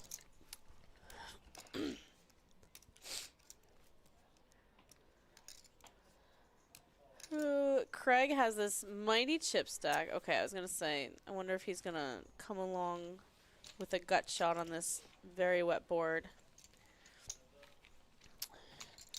Brandon, fun fact, you know that Christine and I not only have the same personality, we also have matching tattoos. Really? So how long have you guys known each other? Because that's pretty... About 4 years. That's it? Oh, yeah. So you just hit it off right away, huh? Yep. Okay. Yeah, Sour Patch Kid. Yeah, exactly. I love that Sour Patch Like, commercial. you have no soul? I don't have a soul either. No, I have the most soul, actually. That's When I go something, home, but- I like pray for everybody, and then I cry about all the mean things that I said. Really? Yeah, I just also have Tourette's. Okay. Well, I'm proud of you for trying to be, you know. I know. I'm praying for my own redemption. It's just not coming. Yeah, that Sour Patch commercial where the little Sour Patch cuts the girl's hair, her ponytail. Oh my gosh. I just randomly think about it about once a week. I love it. Heads up to a flop. Craig raises the button. Ooh. Queen high monotone board. Could mix in a check here, but Craig's just gonna, he's like, I'm in position, I got top pair. I bet more. I think these kind of boards too, I mean, Craig has a good hand. He has a top pair. But I think that if you bet the flop when it's like these weird boards, like it's so much better than like waiting to bet the turn. Like his hand is good. He has the 10 high flush draw. That's good. Are there better flush draws out there? Maybe. You know, he has the pair of queens. That's good. Are there better hands out there? Yeah, maybe. So I do like betting the flop where it's like, let me just scare my opponent now. And you're going to find out too, like, you know, Rocco doesn't have anything. Like, he can't continue there. That's Rocco's the fine, good thing about, being in Craig's position. He's on the button. He's got the chip lead. Like, people are going to be very hesitant to mess with him. Yeah. So you can kind of just bet and not be too worried about.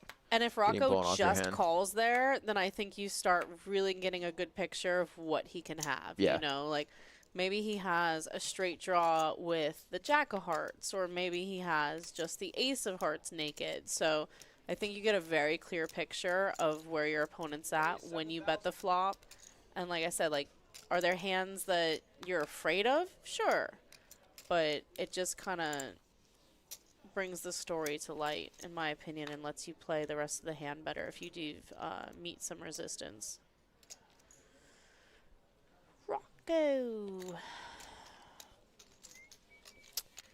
All right, this is what I love about some train wreck. Raising to 7K with a 6-5 of hearts. Early position. Excellent. So has to check it back, and he just hits a pair. If you're going to hit, you might as well check it back, because now you're winning. He loves it when a plan comes together. What's that from? Some movie. I have to know. It'll be the top hit when you Google it, yeah. Google. I'm going to ask my buddy ChatGPT. Are you a ChatGPT person? No. Oh my gosh, I love ChatGPT. I love him, but I hate him. So like, he's a computer brain, and like I told him how to say my baby's name, and he never gets it right. And this is the real kicker. It's 3 letters. He never spells it right. Yeah, that's what And I'm like, saying. he literally has a memory though. He'll be like, I'm putting that in my memory. And he'll remember like everything that ever happened in the world, but he can't put ILY in a text message. He's like, how's Elaine doing? And I'm like, who? But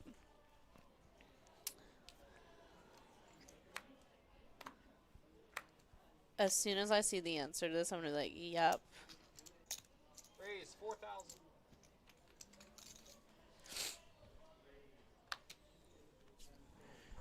Trainwreck right back at it.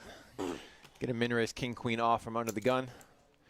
Oh, and Mike flatting behind. That's what I've been waiting for. Kessler on the button with ace king now. Just gonna flat.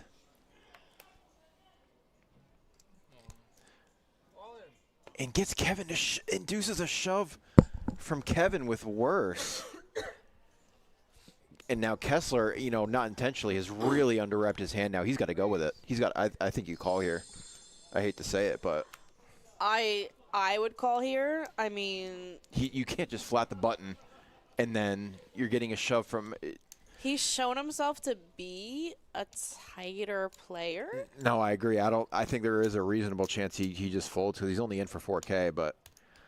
But that's. I mean, it's a tenth of his stack, right? He doesn't have that much, so it doesn't matter. That's why I always will count down. Like, if somebody asks for a count, you never say, like, oh, they have you covered. Like, yeah. it's, you just say it. I don't know exactly what got asked there. I mean, Trainwreck's All In does have Yeah, Kessler covered, but I'm happy he did that. yeah. I'm taking 33 into the main. And it's definitely okay to, like, pause and think about it and... Watch this shit. And the thing with Kevin can never put him on ace king on the button, in my opinion. I'm never putting him on a hand that good. Yeah. Fucking golden. You maybe a hand like king or, you know, king jack, king queen, something like that, but Is Mike just randomly, like, cussing in the background? Mike's, like, not involved in the pot at all, Mike and you folded hear the his winner. voice being like, FFF, like, sorry, Mike, that you're not involved. Ooh, Kevin. yeah, looks like would have been a straight for Mike, I think. All right, Kevin's going to get the triple. Kessler gets the outside pot. And where does that leave Trainwreck? The 80K is at the start of the hand, right? So we're about to see. Yep, Yeah. Trainwreck down to 36,000. So he lost just over half a stack there.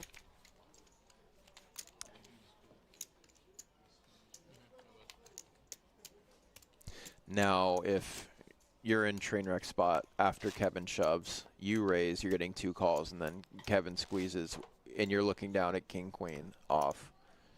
What are you doing there? Do you have a play board? What did you just say to me? If Listen, all right, so he raised under the gun with king queen. okay, Mike flats. okay, The button flats Kessler. okay. Then Kevin rejams from the small blind. And you're sitting there having only opened to 4K with king queen. So I think that his rationale is the only person that might have me beat here is Kevin. Mm-hmm. Kevin's been playing tighter. You know, we didn't hear from him, and then we had the 2 hands that he raised in a row. So if you're going to play the hand, you're going to shove the hand, right? Agreed with that, for sure. And I think that that's the rationale. I mean, because it's the $100 bounty, because if he loses to Kevin, he still has, like, decent chip stack, right? Kevin's all in had to have been 30 with the way that the chip stacks are. I don't remember exactly, but if Trainwreck isolates, loses, he still has 50K, and he's in this pack, you know? So I don't mind it. Oh, no. Kevin shoving top pair on the flop, getting snap called by Trainwreck with kings and ends up getting there on the river. Quite the last 2 hands for Jeff.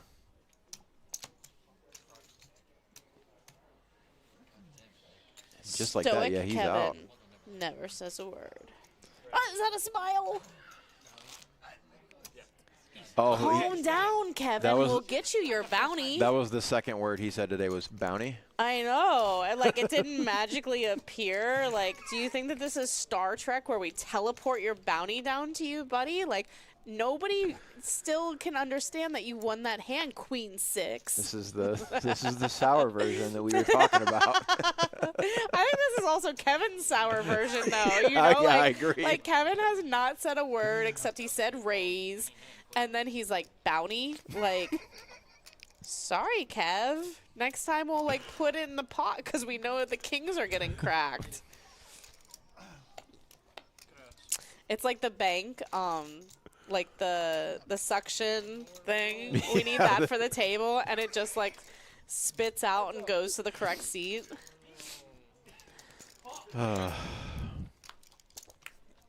Just like that, we're down to 14 players now.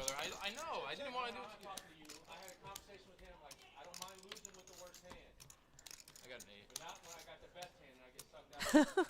I mean, nobody likes to lose, period. But this is funny too. I'm sorry.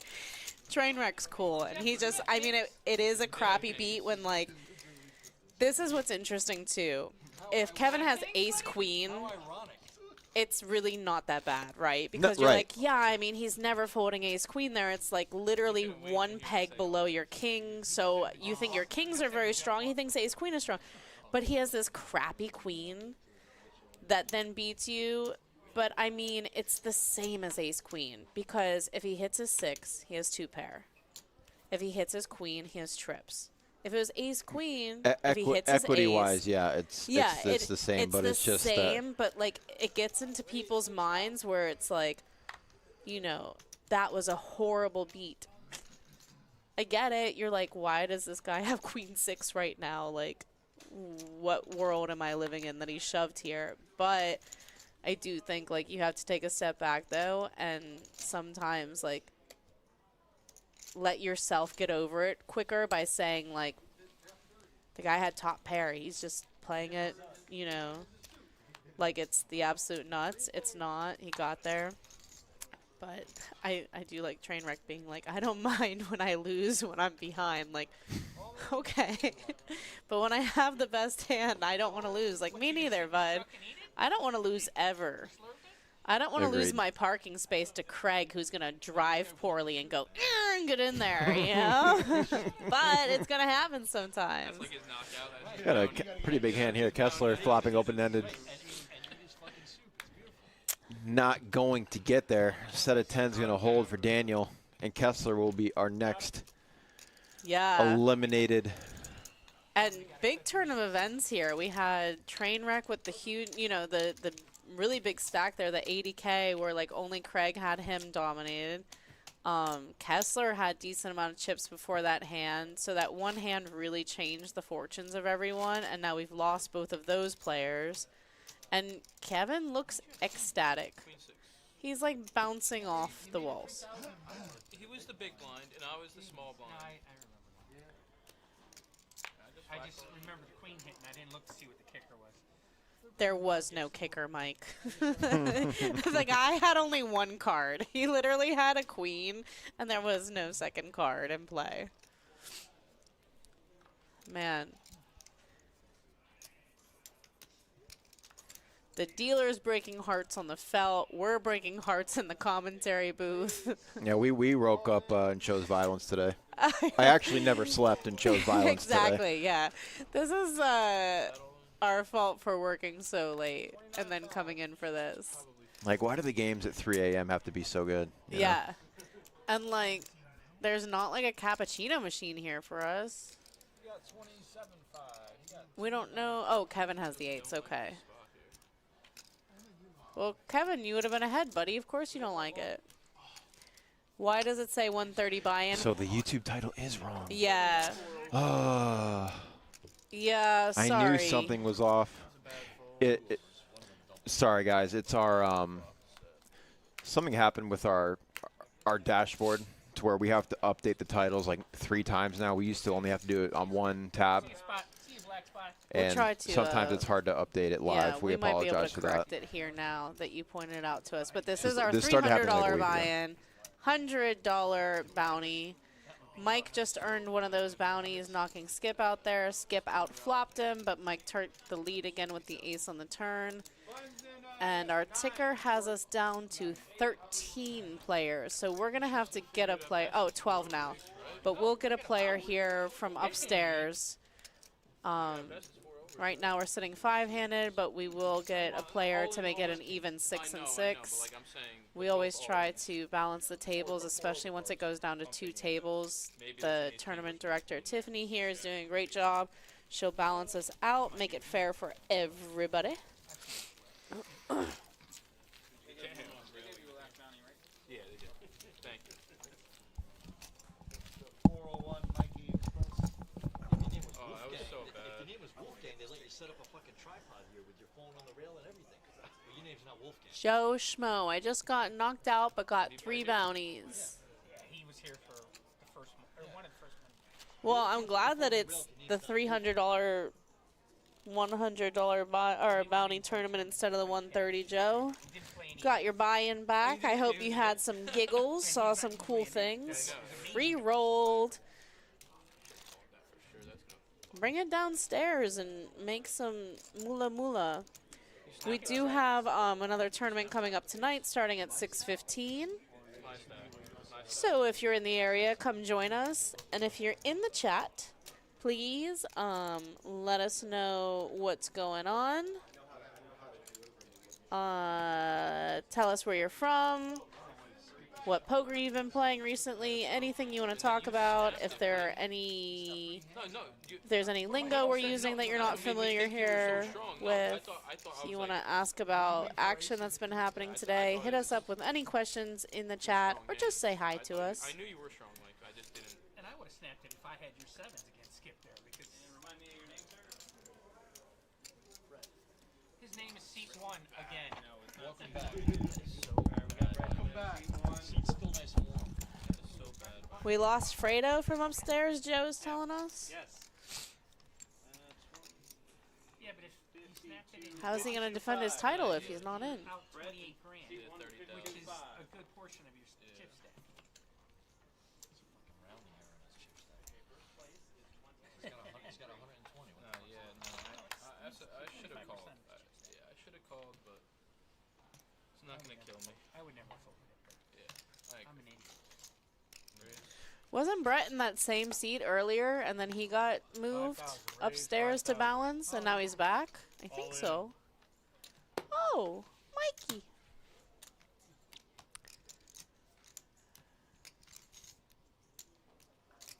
Should have took you out last hand. Putting you to test again. This is what I like to do.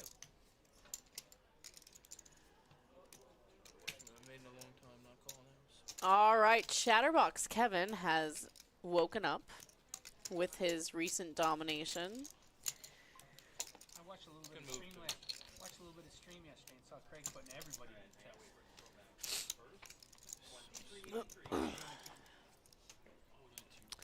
I do think that if you are a regular here at Palm Beach Kennel Club, Mike just said about he watched the stream yesterday. I don't know if Mike played it all. I don't think I saw him yesterday downstairs or anything. I was in cash.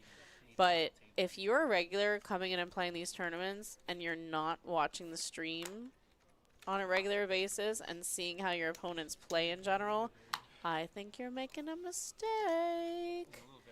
I actually watched our stream and saw a player in it that I knew from dealing up north years ago.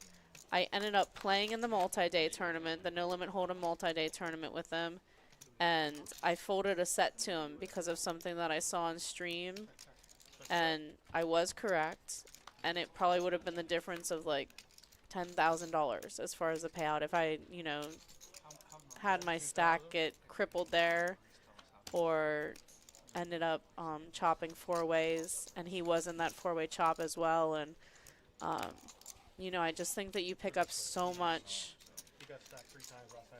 specific individuals, just the overall general style of play. Like, different rooms do have kind of a general, like, most people play passively here. There's a lot of table talk and it's aggressive, things like that. I do think you can just kind of pick up small things on people and it can make a big difference. But if you're playing with these guys six days a week, yeah, sure. Some of these guys play together 6 days a week. So if you're playing with these guys all the time, check out the stream, see if you can pick up anything on them, tendencies.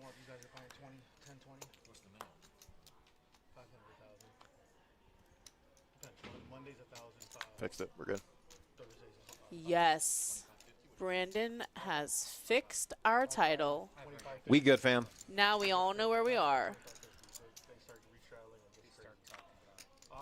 Thankfully, we were logged in already. It's the only way I was able to do it. Joe said he's going to defend during the next multi-flight. Check, check. Cody. Not muscular Cody. Is Joe Schmo... Are you really Joe? I'm so confused. Who are you? He's helping to run it. I don't know. Really? I would have never thought he did. Never in a million. That's all he owns by. Once he loses that much, he just loses. Still a ways away from the bubble. That's one why I haven't seen Cody playing. Paying out, I believe, 5 spots? 5 spots, yep. Yeah, 5. Main cash is 678. 18 months.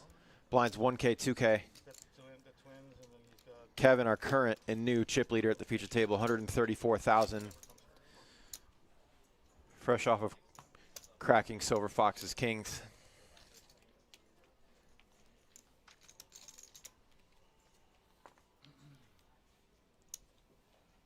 Jack the other night. Jack lost 20K the other night. Jack had Yeah, Joe, yesterday was like, his last name. it was a really long day. Rev's Jack. He plays prep.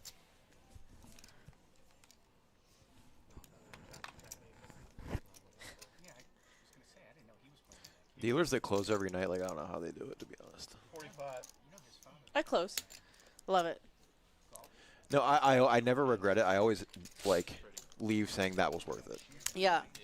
I mean, as But my many body's like- characters as there are in poker, like, them being nuts is so amplified Yeah. in that last, like, 2 hours Oh, of it's the the night. best. I love it. It's the best, yeah. Yeah. I've No, seen it's people really flipping, cool. I've seen people flipping coins in line for $100. Yeah. I'm like, No, absolutely. it's so sick. Yeah. Raised to 10,000. Yeah, there was a really good group of guys last night.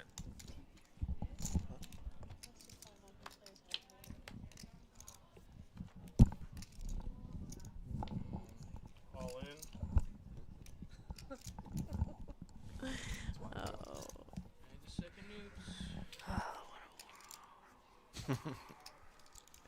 Kevin takes it down, adds to his chip lead. And Kevin has surpassed Craig on the leaderboard. Yep, Craig now sitting in second. Rocco and Brett, our short stack, sitting at 52,000. Still plenty of time. 26 bigs to work with. Yeah, and I mean, there's just such a disparity between chip stacks here that they only have 10% of the chips in play, but they do have plenty of time to do some maneuvering here because, like Brandon just said, they still have 26 big blinds. Like, that percentage board is not as scary as it appears.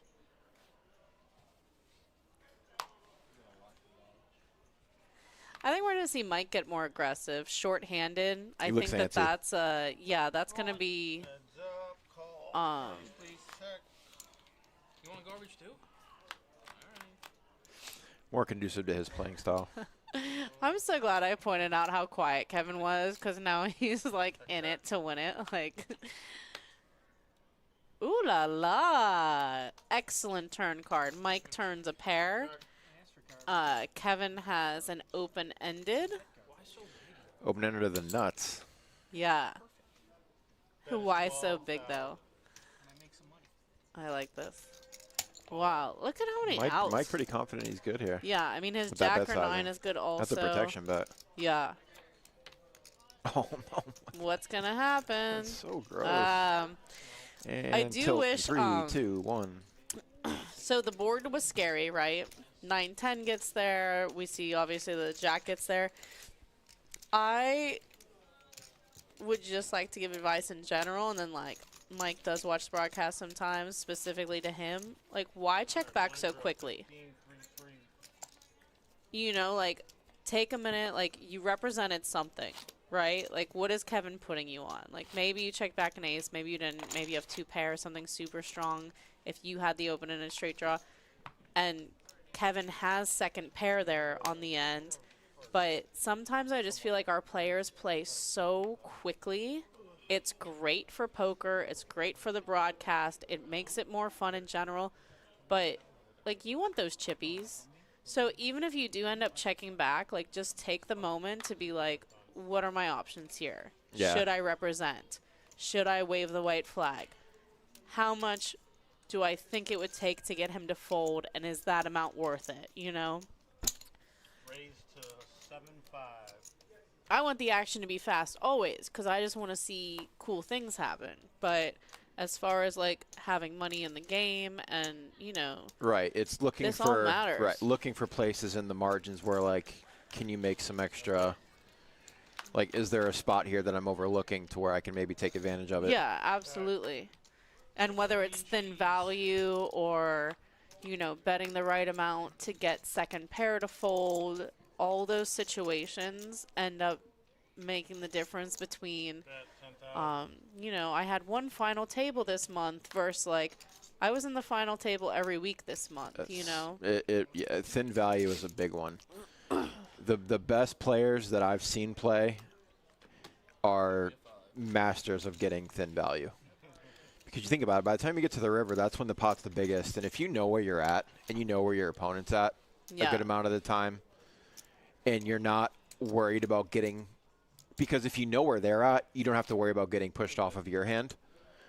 So relative to the pot size, that's where you're going to be printing a lot of money. Yeah. Especially against, like, I'm not saying any of these guys are all, like, solid players, but, like, downstairs in our cash games, those guys call everything. Mm-hmm. So, like, you're like, oh, they're never going to call me anyway. I doubt it. Yeah. You'd be shocked.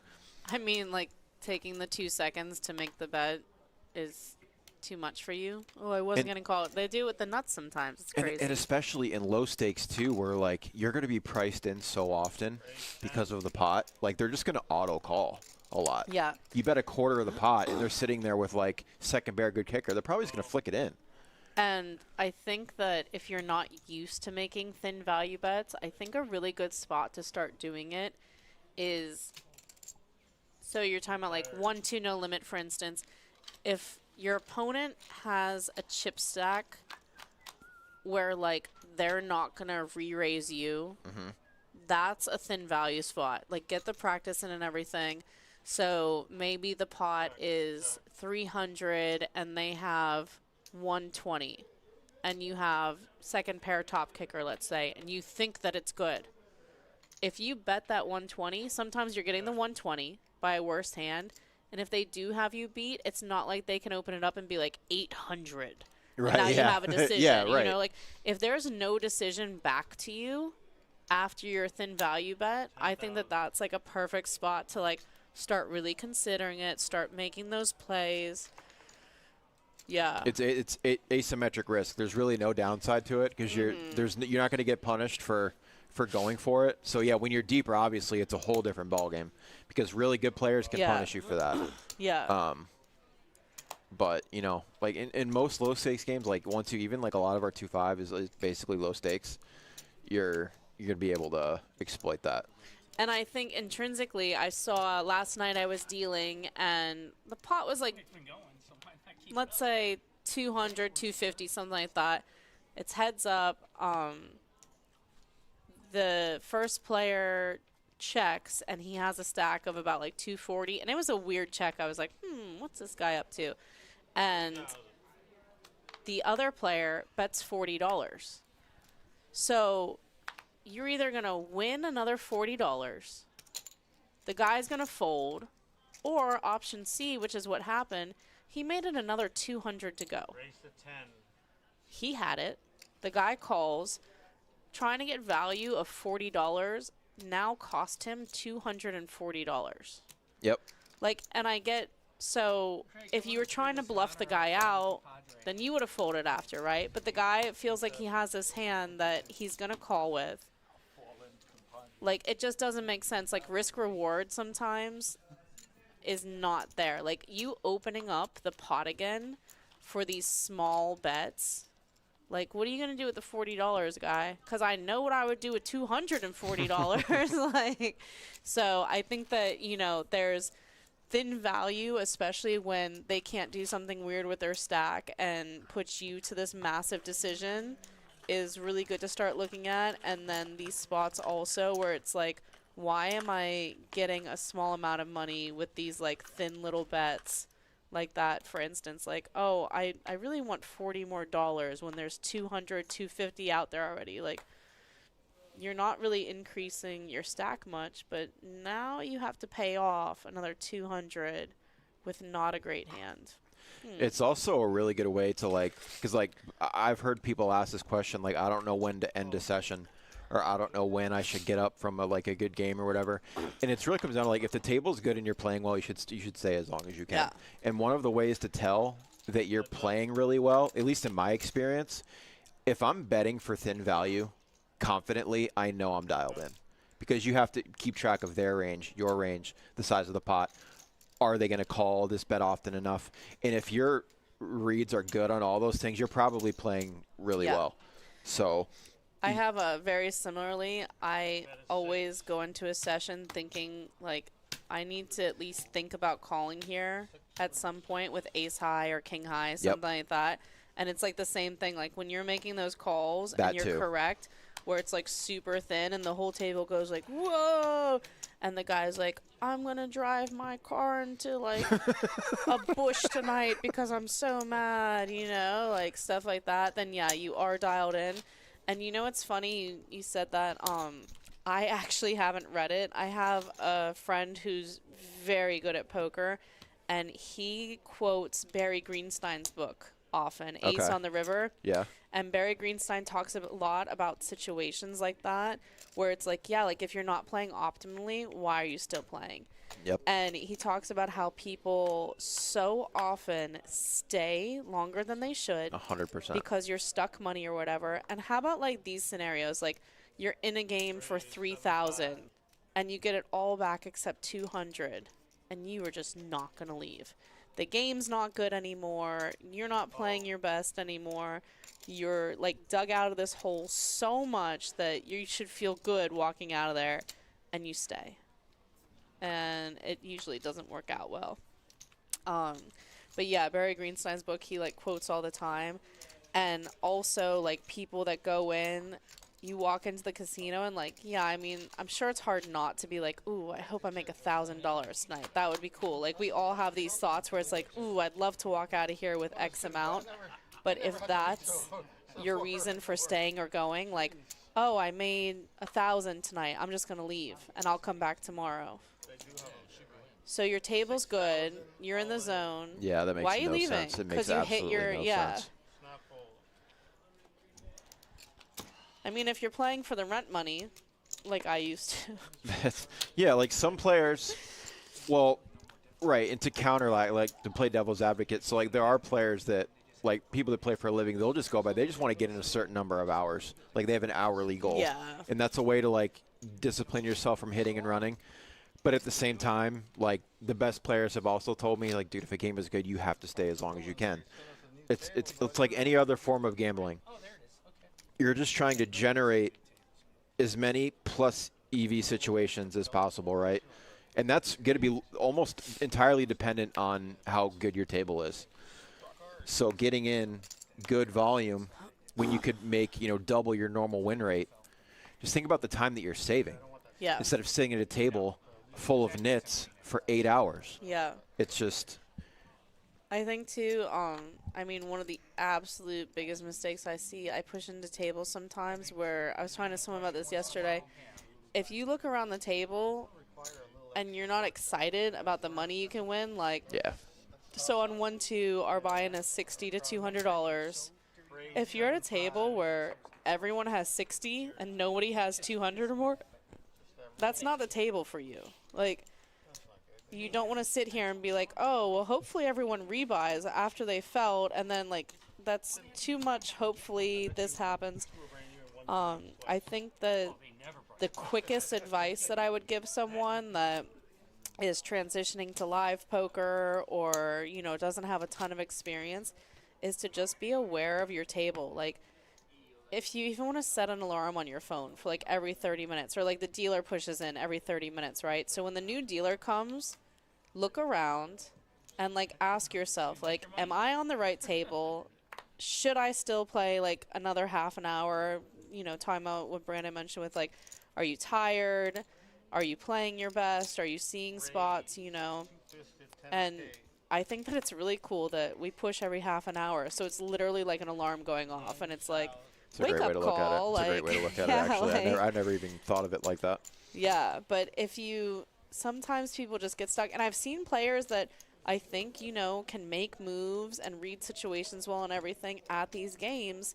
And you know, it happens a lot of times like late at night, and you just forget to like pay attention to your surroundings. Like, what's the first thing you should do, whether you're at a poker table or in a parking lot late at night? Pay attention to your surroundings, right? So it's just something that you should be checking on and just aware of. And like, if you felt the whole table, are you going to be thrilled? Or are you going to be like, okay, I guess. Like, I guess I can go to Target tomorrow. Yeah, you're right. It's one trip to Publix, so. And look at this in the chat, Brandon. Hal thinks that we are doing a fantastic Jalapeno. team. Thank you, bro. Oh, I get it. I didn't say it out loud. That does help. I was You're just like, okay, Hal. Jalapeno. I literally thought of it as like Hal last name. Like, I didn't really continue on in my reading. And Joe Schmo, I understand now. I'm all caught up. I was very confused the way that you were putting Dana that. is she can't really see this chat from where she's sitting, It's so very I'll far try to away. relay some of that. I'm sorry that it wasn't a lucky hug. That's my bad. Anytime I do anything, you can always raise it. Okay, Chatterbox Kevin. It's an all-in, right? Not just That is not an all-in. no, you didn't say all-in? No, he didn't. I would have put this at 43,000 is the bet.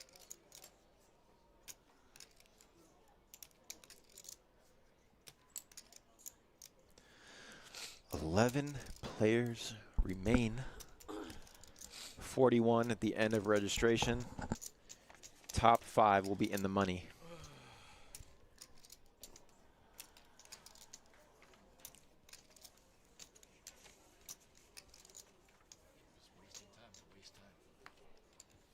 Craig's in one of his moods. Oh, I hope he stays in the tournament so that he's not I do out there too. on the road. I mean, He just saved Grandma Doris from Craig. and like we see that Kevin doesn't have a hand where he could ever call there. Yeah, but I mean, You don't think there's any merit to posturing in Yeah, certain like- situations? and in half an hour these guys can find out what he had and all of that. But at the same time, like I just talked about, like when you act quickly just because like, oh, everyone else is doing it or whatever, like when there's no reason to act quickly, like you can posture if you want and you can make it. I mean, Kevin doesn't want to enter a pot and have someone force him out with a big bet. He wants to see a flop because like you made a small raise or you just limped. And so at least it has purpose, you know? Yeah. How long was he here? One day. 4 hours, 5 hours. And this is interesting too. Like Craig is kind of showing like, hey buddy, like I'm annoyed with you. So if I'm Kevin, next time I'm taking longer. Like, you know, like it's funny though, like I mean it makes sense in a way, like so maybe you think like, oh, if I give this guy a nudge and kind of make him uncomfortable, he'll take less time. But what if he just goes the complete opposite way and he's like, oh, did I bother you? Oh, this tilts you? My opponent in a game where we're playing for money? You don't like that? Okay, like I don't know what they are. 60 bucks a It's an unpopular take, but I'm a pro posture guy in most spots, not always, but I don't want to bet. I don't want to bluff, and then some guy raises, and like obviously I'm never calling, but like I don't want them to know that that's a routine habit for me, you know, because I think when you fold so fast, you're like, it tells them, oh, that's just a standard play of his. and you make the person feel good. Like That too. You bluff, they bet, especially if it was like a big bluff, like a sizable bluff where you're like, oh, I stepped in it, you know, and the person bets you out and you snap fold, and then like as that person you're like, oh yeah, That's what I'm. You know like, what I'm right. you're giving them momentum. You're letting them know like, yeah, if you raise me, I'm just gonna You're fold. just gonna fold like a wet rag. Especially if it's happened like a few times. Yeah. And I think that sometimes people choose really bad spots to posture. For sure. I talked about this with a friend. Somebody was heads up in a tournament, and the other player was playing very aggressively, and the guy that I know was playing very tight. And my buddy's like relaying this to me. They were actually on a cruise, and I'm just like, the guy kept posturing. Like, he would take so much time and then fold. And it's like, and he would go on and be like, oh, it was close. It was close. Like, no, buddy. Like, if you're the tighter player, fold right away and be like, I want to look down at jack high so I can call you. Like, this thing where it's like, I folded king queen to you. You folded king queen, heads up. Like, thank you. You know, like, go the exact opposite. Yeah. If you're playing tight, act like you're playing loose and you just don't have a spot. Like, buddy, how many times can I get dealt 7 deuce? Come on, you know? Right. And, like, just go the opposite and, like, give yourself some balance. But I definitely don't want someone to keep raising me because I'm like, fold another monster to you. Like, That's right, yeah. Okay. Like, when I'm deciding to posture, I always think, like, if I fold, like, quickly, how bad is this going to be for my table image? yeah. So I need to, I don't know. Speaking of image, Fredo's back in the chat as What up, Fredo? himself. Mr. Final Table. The champion. 7-way chop. Yeah, he's the champ for sure. No, for sure. he's a champ. He's the champ. Yeah. Agreed. And I keep telling people the best part about that tournament was that when they initially asked to chop, Fredo was the nice guy. He's like, you know what? I'll give $1,000 off of my cut just so we can get this thing, you know. Yeah. And they eventually say, no deal. He doubles up the next hand. Picks up like 7K in equity. Yeah. I mean, it's pretty incredible to get 7 people to agree to a chop in a multi-flight. Like, the one player kept saying, like, this is third place money, this is third place money, but these tournaments are very top heavy, so at a multi-flight, yeah, it was third place money, but first place was $20,000 more than third place money. Yeah. So it wasn't like, guys, just take third, it's a win. Like, I mean, that's a huge difference. Like, get you a little car. So I just always encourage people, like, no matter what, in a chop, first of all, don't let anyone bully you. And I don't think that they got too aggressive in that chop, but it was getting close. And I will see. Oh, sorry. Go ahead. I mean to cut you off. no, you're good. I just, like, I mean, one of the players was like, how stupid are you? Well, they're not. They're just thinking about their money and what's best for them. For sure. Like, For and sure. their family. Yeah, everyone's situation is different. Yeah. That's no, exactly. And to be fair, like, they were playing 8-7 handed for a long time, and the short stack kept winning. And it's not like there wasn't a clear front runner at that point. Yeah. So, like, if someone would get a chip lead and then they would bleed out, and then 30 minutes later, it's like an average, like an evenly distributed stack. So I don't hate that they chop, to be honest. Yeah. I mean, there's just so many. So 7-way chop, there's so many things to think about. Like, if somebody, so the person that I'm talking about where it was like, you're stupid if you're not chopping.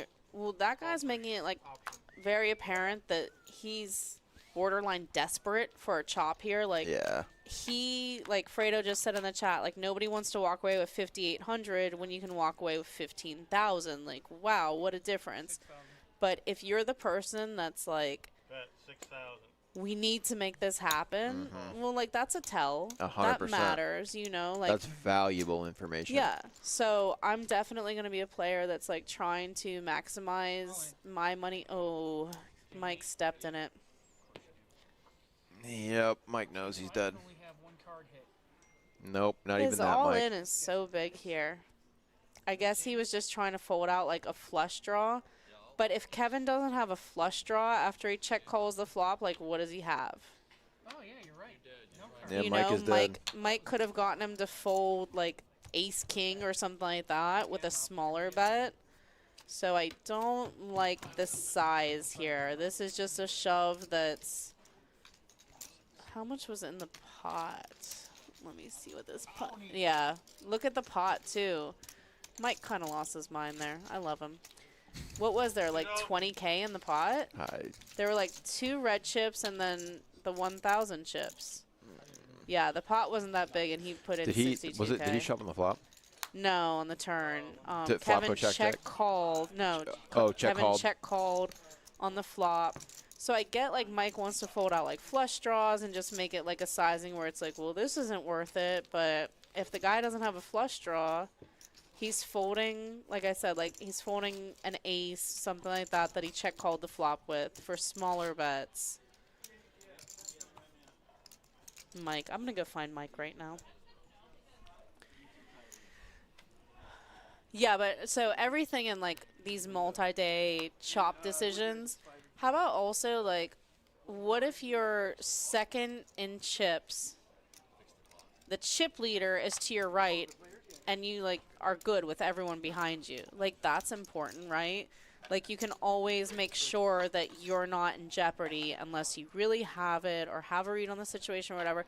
But you can protect yourself so well depending on your position on the table and your chip stack.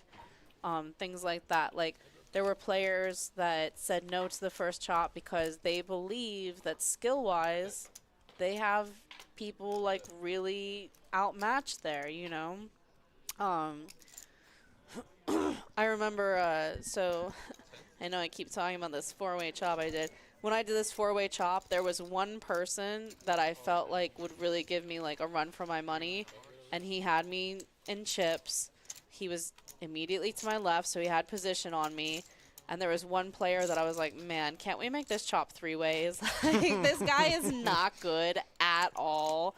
Like, and I dealt to him for a lot of years, so I do feel like, you know, I had a good idea of, like, where he'd be at in hands and things like that.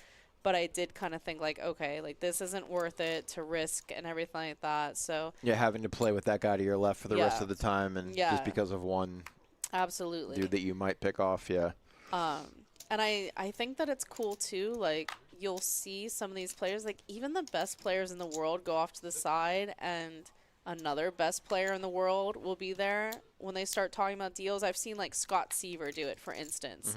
He oftentimes either goes over to talk to his rail, or even more often than that, somebody has him on the rail. And I know that Scott Seaver's, like, super intelligent. Like, that's who I want in my corner to be like, hey, buddy, do you think this is good based on my chips, my style of play, like my opponent, who's better, everything like that.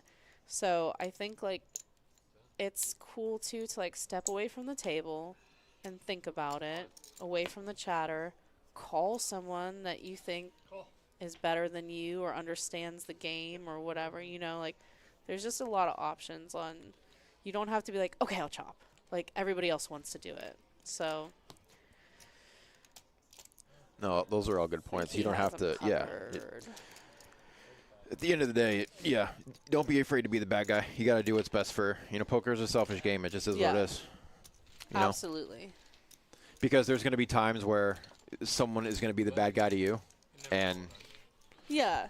And we've talked about it a lot when I've been on stream about, like, our room is a ton of regulars. So a lot of times you'll see the chip leader say, like, okay, we can all put in 25, 50, whatever it is, and pay the bubble. Someone did it for them when they were shorter stack and everything like that. Like, it is nice. It's not mandatory.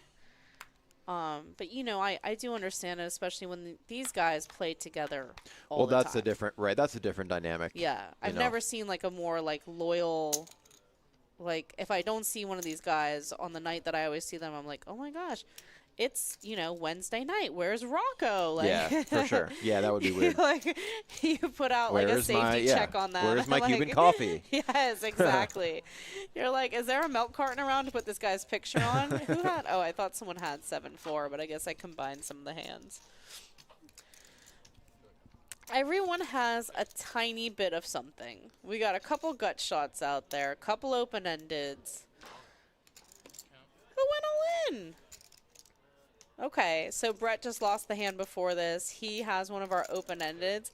And this is funny because if anybody calls him, he has them dominated. Like, if Kevin calls, they have the same draw, but Brett has queen high and Kevin has jack high. And, like, he can only hit a jack to win. Like, that's pretty fun. Oh, and Craig actually has a double belly buster. A double gutter to just, he has a monster. Yeah, Rocco got rid of his crappy gut shot that was dominated by Craig anyways. If the 4 hits, he has the straight to the 6. Craig has the higher straight. But Craig ain't getting away from this. I don't think. And, like, how perfect for Brett. Like, he's going to get called, and he's ahead with queen high. So 66% to win. Yeah, this is an interesting one. Yeah, Craig calls. Double belly buster is the exact same as open-ended. He's got 8 outs here. Well, we saw some outs folded, but...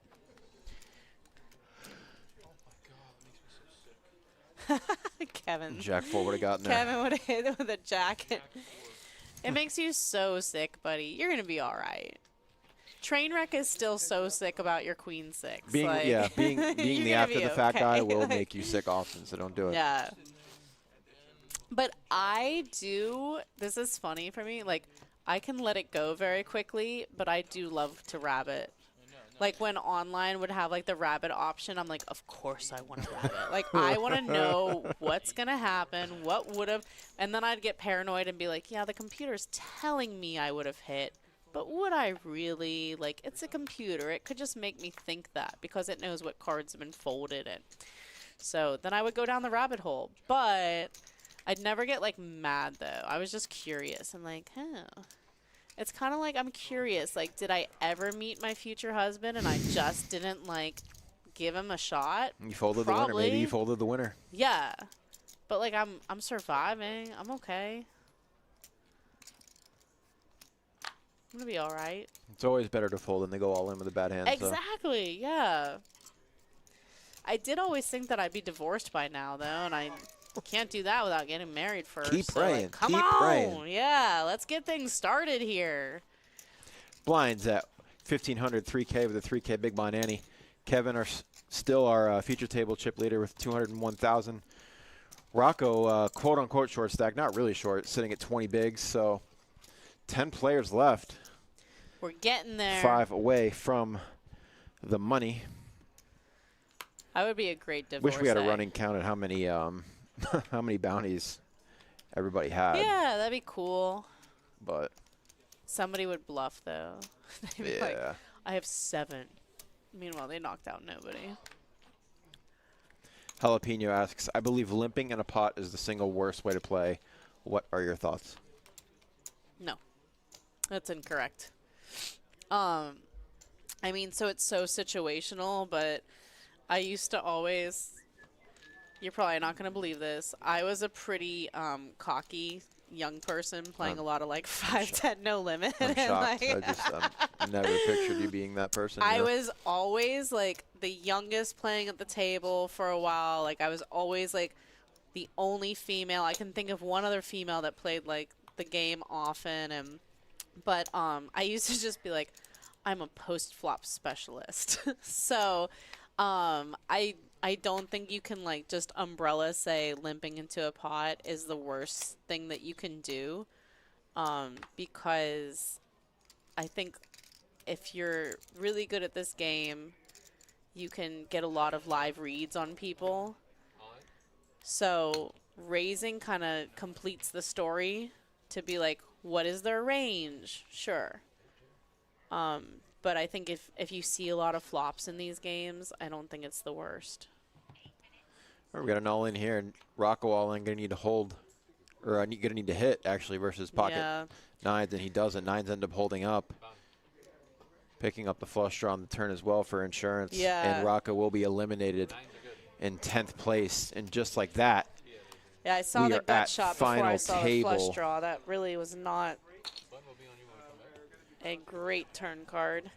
What do you think? Do you think limping? So I mean, I think it's there are such a so many. generalization. Yeah, there's so many. You have to be really specific when asking that question.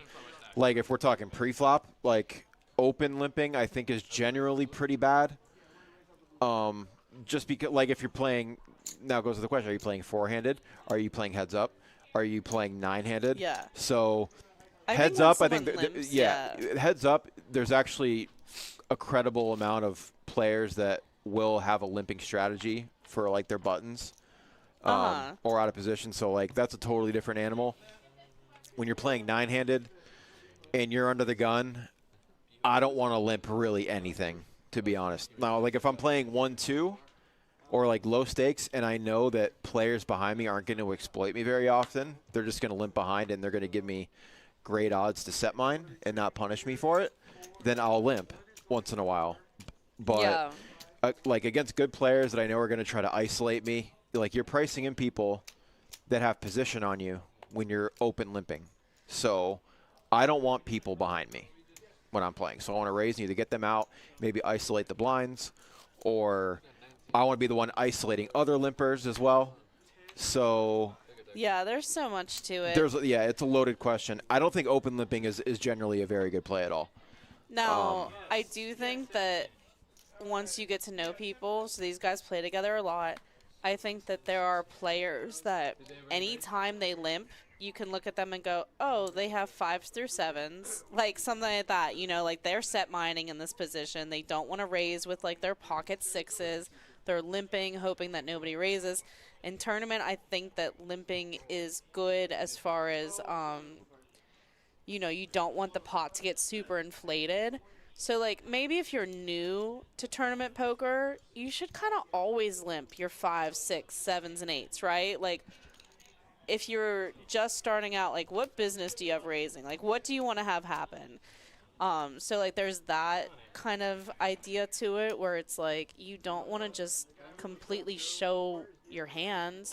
If that's what you always limp with, Yeah. change it up. And also, too, like there are times where, like, if you're on the button and everyone's limping in and you're getting, you know, you got 6-5 suited or you're getting an amazing price and position, yeah, flicking the call. Yeah. Like, that's a clear, like, that's a profitable limp to me because you have position on everybody. And if you hit your hand, like, you can stack any one of those players that limped in front of you. So. And on the flip, how about I said something earlier, train wreck raised in early position with 6-5 suited, and it's good on him. Like, nobody looks at that and goes, 6-5 suited. That's like, really oh, the he point, doesn't have anything, you know? That you raise pre-flop because you give yourself the ability to represent multiple boards, right? You want to balance your range. And even better, like players like Daniel Negreanu, who people know he's very capable of playing hands like that. When a board comes 9-7-4 and he bets, people aren't just putting him on ace high or an overpair. Like, he could have easily flopped 2 pair there, or like a combo draw or something like that. So if you brick with your suited connector, you can represent a Broadway board. If you connect, they're never going to put you on it.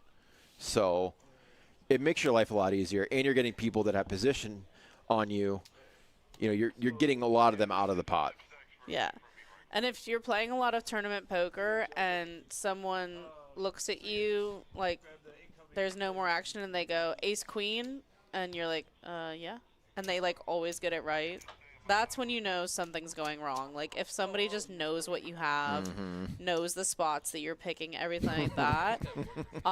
And then also I would say, so let's say you're small blind to big blind, and you have the worst player you've ever met in the big blind, and you have a hand, you know, that you want to see hit something big or whatever. Like, they're just the worst.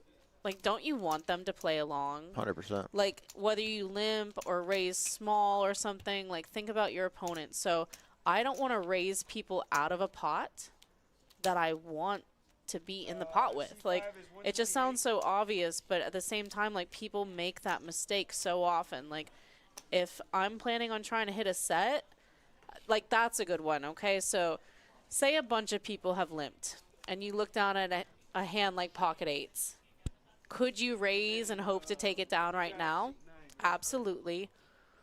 Or could you just become one of the pack, and now if you hit your 8, you have 6 bozos to try to get money from and build pots with and everything? Like, you don't always want to force people out. Like, so someone might say, like, oh, well, with 8s, you don't want to go 6-handed. I mean, why not sometimes? Sometimes you do, because you can call this small amount, and if things get crazy after the flop and you don't hit an 8, you fold, and you wasted 1 or 2 big blinds, whatever it was.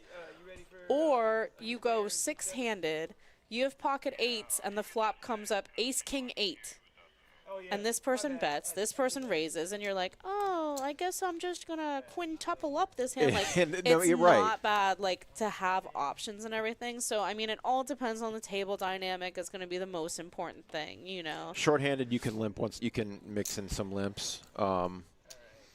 Heads up for sure. Yeah, and then blind shorthanded, on blind same action. thing. You should actually, I think, be limping a lot of your small blinds, like including your strong hands too, against a good player. And it's like she said, like that's where bad players make their mistakes post flop.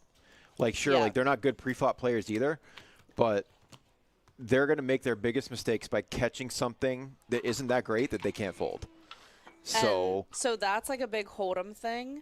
I think the mistakes happen after the flop, after the turn.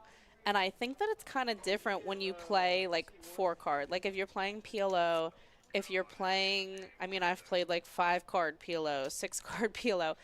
If you're calling pre-flop with these hands that are just never going to be the nuts and things like that. So it's funny like how with a different game, it flips on that also. Like pot limit Omaha, if you're making the mistakes pre-flop, you're just cooked. you're dead. You know, No, you're like, dead. You're actually yeah. dead. If you think that like horrible hands like Jack, 8-4, and you're like, oh, I have jacks. Like, cool, buddy. So you want to hit a jack or for the flop to come out like 7, 9, 10. Gotcha. Like, it's just And fantasy it's world. honestly like for those of you that sports bet a lot, like PLO, you're playing 4 cards. It's just like you're making these 3-4 leg parlays in sports Yeah. bets, and if the legs don't make sense, because a parlay is like you're painting a picture with each leg. Like you need one thing to happen, and then if that happens, this is more likely to happen. Yeah. So it's like You don't want to battle yourself betting the over. right, And and then, then you're like, betting the under betting on some for- other. Like you're betting the team to win, but then you're betting the quarterbacks under for Yeah. something. It's like. Yeah, It doesn't I want correlate. you to win, but don't win too big. That's- yeah, it's just not- You it's need not gonna happen. everything to fall into place. You don't want to be like your own worst enemy. Absolutely. All the sports analogies. Brandon, bringing it home. What's your favorite sport to bet on? NBA. Oh, my God. It's my least favorite thing Learn to in love this it. world. Learn to love it. I don't bet spreads. I don't do money line or spreads. I never do that. I only do player props. Okay. Yeah. No, I can't. To me, so I've actually played poker with some NBA players also. Really? I know Russell Westbrook plays a lot. I played with Russell Westbrook in Orange City. Yeah. Yeah, that's where he plays. He So- plays in the Omaha game. Okay, so I have a Russell sick. Westbrook story. Okay. He was new to playing in Orange City. We were playing Portland, Omaha, and there were 2 games. So he was on the second game, and people on the main game, it was a must move. So eventually he'll make his way over to our game, and people on the main game are like, oh my God, I think that's Russell Westbrook. Oh my God. But nobody's saying anything, right? Yeah. So I'm listening to this on and off for no joke, like 2 hours. And finally I've had enough, and I go, why don't you just ask him? Oh, I couldn't do that. So I go, hey, Russell. And he turns and he looks, and I'm like, yep, that's him. And he had, like, not a bodyguard. He had somebody, like, looking out for him and walking around the table and everything, too. So it's like, yeah, this is probably the famous guy you think it is. But he makes his way over to the main game, and nobody except me directly speaks to him. And I'm, like, the least impressed, you know. I know who he is, but I'm not, like, able to tell you how he did last week or anything. So I'm chatting with him and everything, and I, like, told him, I was like, these guys are all, like, boneheads. Like, they couldn't just be like, hey, is that you? And, like, I'm a fan, and then just drop it, you know? And he goes, well, it's funny. He goes, I've trained myself not to look at male voices. He goes, unless it's, he's like, you know, people in crowds and stuff are, hey, Russell, hey, Russell. He goes, if it's a female's voice, I'll look. He's like, so you're literally like the only person in the room that could have got me to look. So we're like laughing about it and everything. That's crazy. And it was funny, like, he gets short stack. I think he has about like $400 in front of him. He gets it all in pre-flop. He has aces with whatever else. And he wins like a $1,200 pot. And the entire table just lights up. And they're like, hey, Russell, nice hand, Russell. Well played, Russell. Like, the guy had aces. Like, they weren't even good aces. He got in, like, this smaller stack when all these raises started happening. Like, yeah, he won, but it's not well played. Like, if I played it that way, you wouldn't care. Like, so they just wanted an excuse to talk to him, so they're pounding the table, nice hand, Russell, and everything. And I was just like, Russell Westbrook, I go, do you just get this all the time and get tired of it? Like, everywhere you go, like, these guys are so corny. Nice hand, Russell. Well played, Russell. I'm like, they're just looking for any excuse to talk to you, and I might have said it in a more vulgar way. Not just talk to you, but... We get the picture.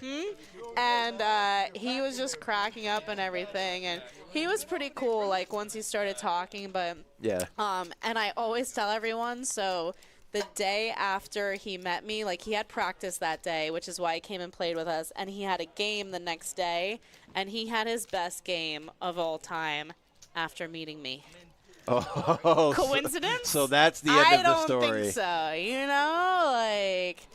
But he's had a really good year so far, to be honest. He had a triple double last night. Then, yeah. He had a triple double last night.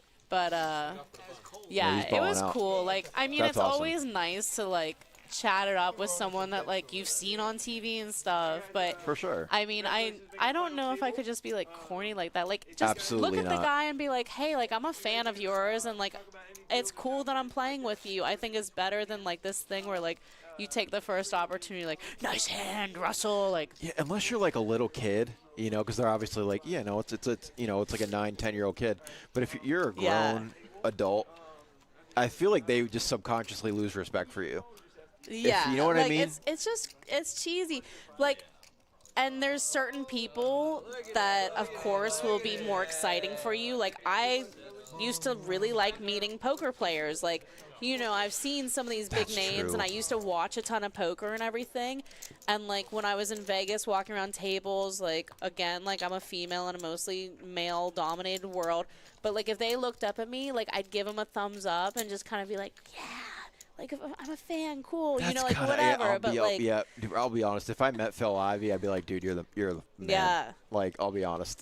So, I was playing. Phil's that dude.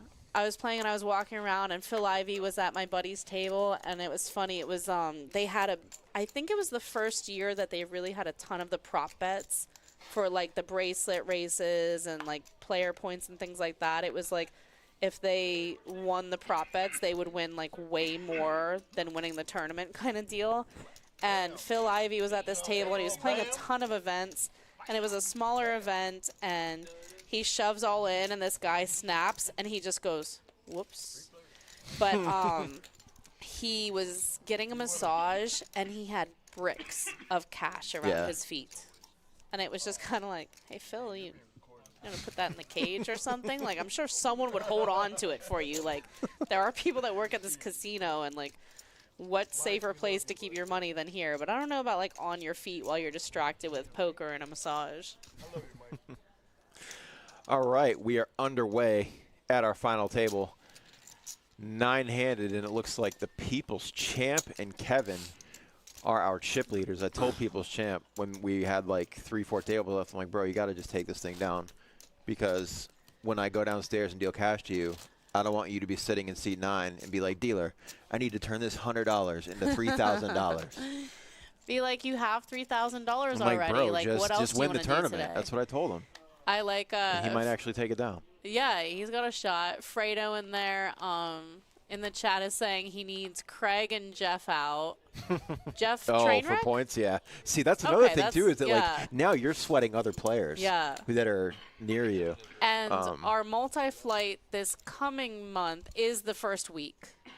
I know that. It's the first week of the month, so the points will be closing up here. I mean, 2 more weeks, right?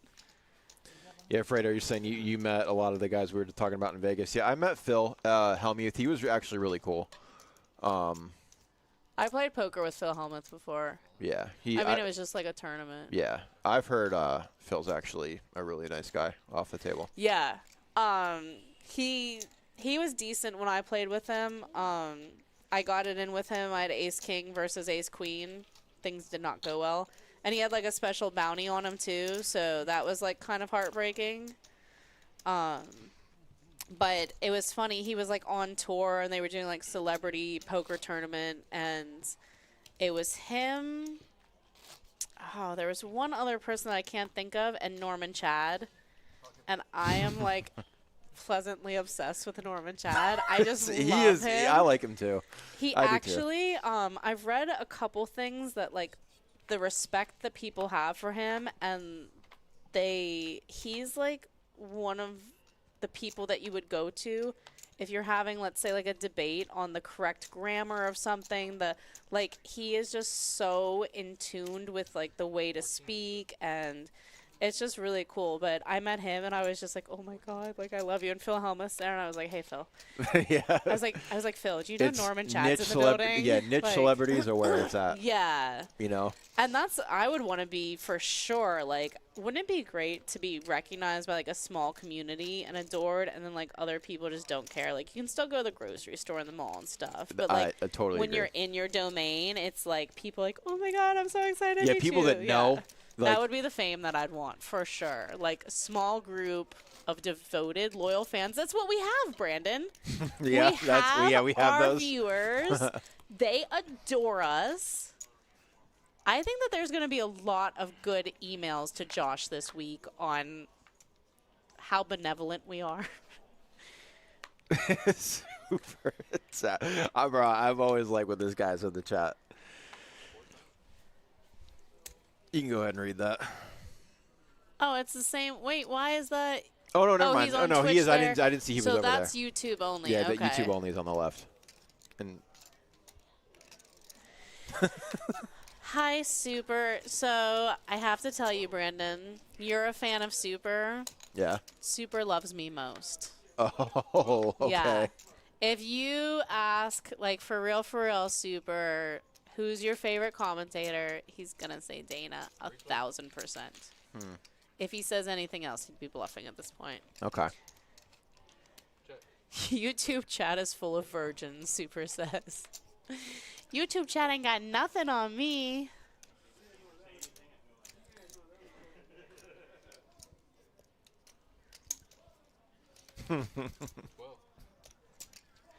So, I don't know. Poker stuff's happening, guys. Gut shot versus trips. People's champ drawing dead. Yep. And he's just going to hesitate and fold here. Yep. Craig slow playing. Flop goes check. Craig checks again on the turn. Love that. Laying some rope, and guess now you do have backdoor hearts coming in, so Craig's gonna put his foot on the gas. So I met JJ Redick through poker also. Very cool. And it was when he was like at the top of his game, as far as I know. He was a player at the time? Yeah, Okay. yeah, he was playing. It was actually a charity event that I was dealing, and another dealer was like in love with JJ Redick. So I was like, well, just go say hi to him. Like, it's our event, you know. He's going to be nice and everything. And he was being nice and talking to people and all that. It was like a holiday thing, too. So I, like, drag her over. She's too shy to do. I drag her over, and I'm like, JJ Redick, this is Tommy Lee. She really wanted to meet you. So that goes on and everything, and he starts talking to us. And I said something about his shoes. And he's all, well, I was like, why did you wear those shoes? Like, they were ugly. So he's like, well, you know what they say about guys with big feet. And I go, apparently they don't have much of a selection available to them, and they have to wear ugly shoes. And I said that to him, and he's like, these shoes are Italian, and they're this much money. And I was like, that's a lot of money for ugly, you know? And I just keep, like, going on and on. And later I was like, I think that JJ Redick was hitting on me, and I should have, like, tried to boo him up, you know, like, what was I doing? But I was just speaking my mind, you folded like ace-5 usual. suited. I mean, yeah, you know, I had a shot at least of being JJ's boo for life. We got Fredo Poker King 561. We got two Fredos now. What? We have Alfredo, and then we have Fredo. And it's different? I think. It's not Alfredo just being Oh, wait, on... no. Fredo Poker King is Fredo, I think. Yeah, I mean, Fredo, it has to be. There's only one Fredo for us. Yeah. And Joe Schmo is Fredo. Oh, my gosh. And now Smitty's not here? Where's Smitty? I know he's in there somewhere. Look at Super punting it up. Did he shoot his shot? You know it. Oh, yeah, you see it. Fun, guys. I figured, yeah, he switched. Trips against flush draw. No. No. Queen 10 going to boat up. Nice pot for Daniel, sitting at 150K now. He's been very quiet. Kind of just riding the wave, close to the money. 9 players left, Yeah, 5 get just paid. accumulating. And like Kevin, like we knew Kevin had a stack, but I didn't know it was 200 plusy plus.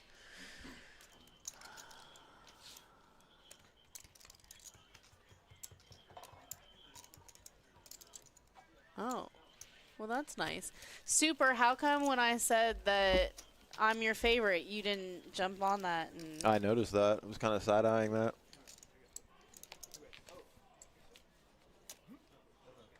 Blind at 2K, 4K.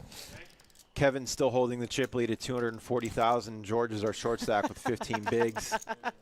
I do like this guy. I'm And he playing won- hard to get. Super, I want one of these T-shirts that I don't understand the draw to, but yeah.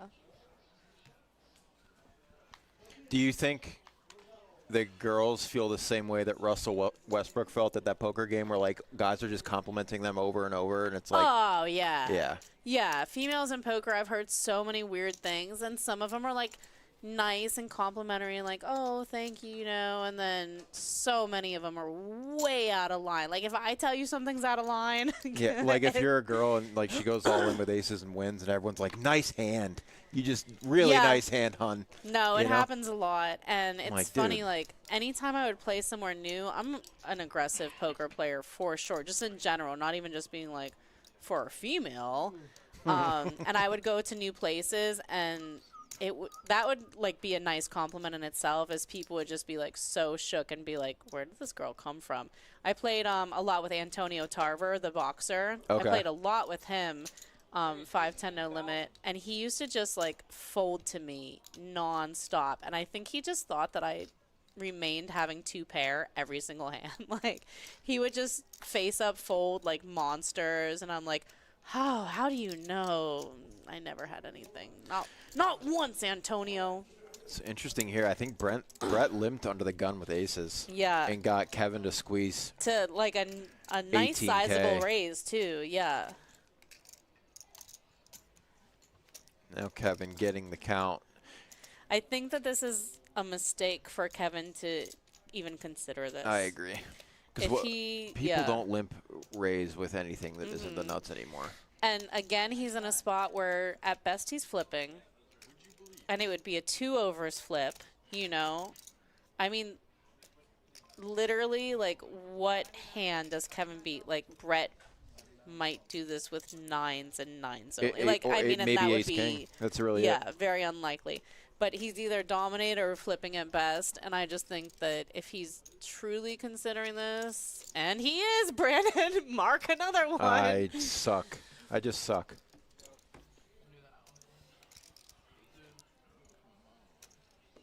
It's the clip from Kevin from The Office where he's playing poker against Phyllis and he can't beat her. She's never played before, and he's just like, oh, I suck.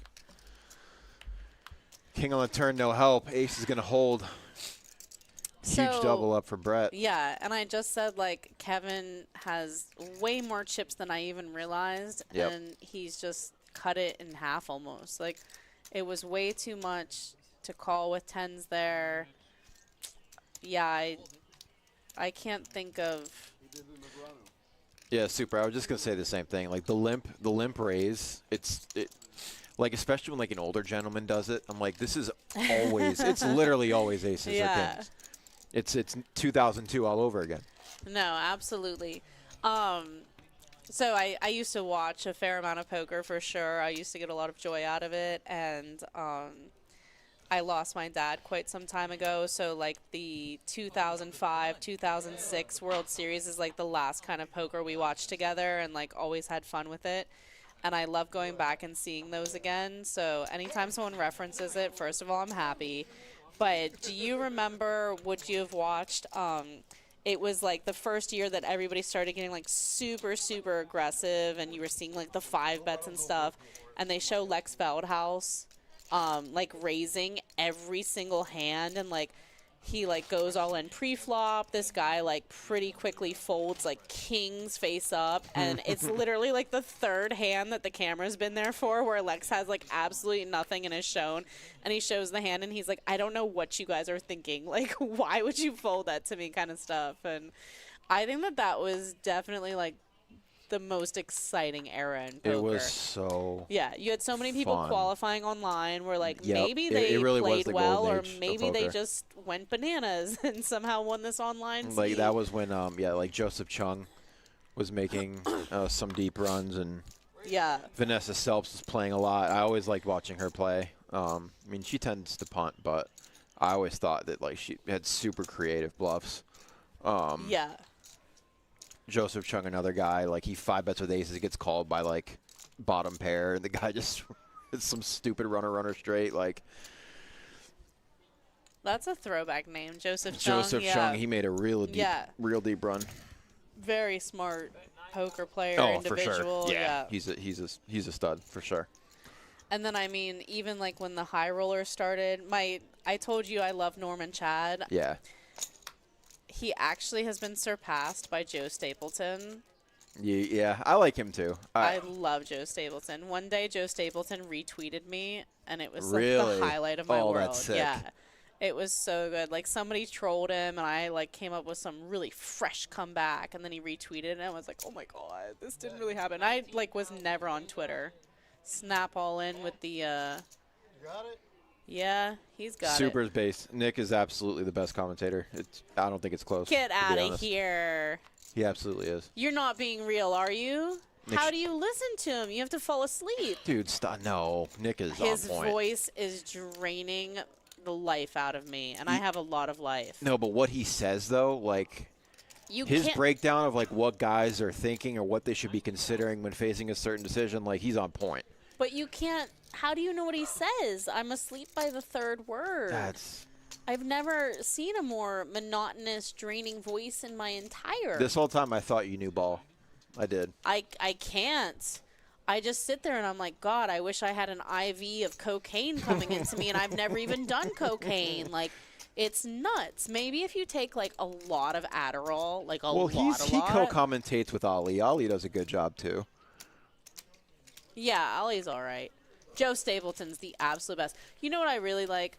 Joe Stapleton can talk poker to anybody. Like, For sure. I try to do that on the stream here, like especially, you know, I try to at least a couple of times during the stream say like, hey, like if we're using lingo you guys don't know, if you have a question, like always feel free to like comment.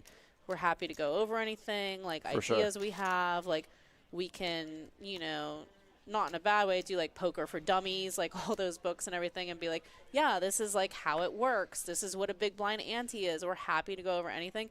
And I think Joe Stapleton opens the door to poker so much, and he makes it to where you're like, oh my God, what a wise guy. He's so silly. He does find a way to make it like not dry. Yeah, You know. it's so understandable and everything. And whether you're playing in a $100 tournament or a high roller, I think you can learn something from his analysis. Absolutely. And No, you don't don't realize it at first. Yeah, no, don't get it twisted. Like he's a very like colorful personality, but he's a sharp guy. Yeah. I mean, the way he breaks down like certain things, he's just good enough to make it into like a joke, you know. Yeah, and I guess that's like my beef with Nick Schulman is I just get bored. Like, I mean, you can be saying the most interesting in the world, but if you don't say it in like an interesting way, then you just kind of lose your audience, you know? So I haven't watched much of his commentary because, That's a good flop for you. wow, 4-4 on the flop. Call it a comeback. Yeah, I don't watch very much TV in general, poker, anything anymore. But I just don't really have like the patience to be like, okay, like I'm listening to what you're saying. It's just the way he says it is so dry. so dry. Maybe if it's like That's what happens when like you become so good at poker, you're just a robot. Yeah. That's kind of I think that's where he's at in his evolution. But like maybe if it could be like a book on tape where like he types it out and like somebody else reads it, then I might be into it, you know?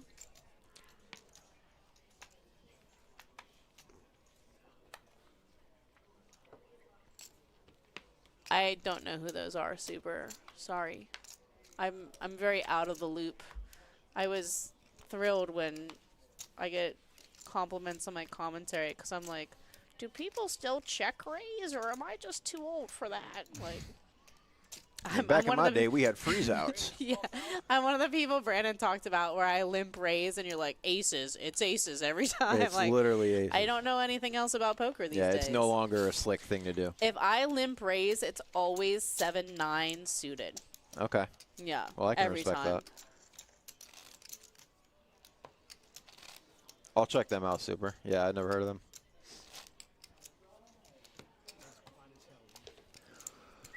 Super, what you been up to? You playing some poker?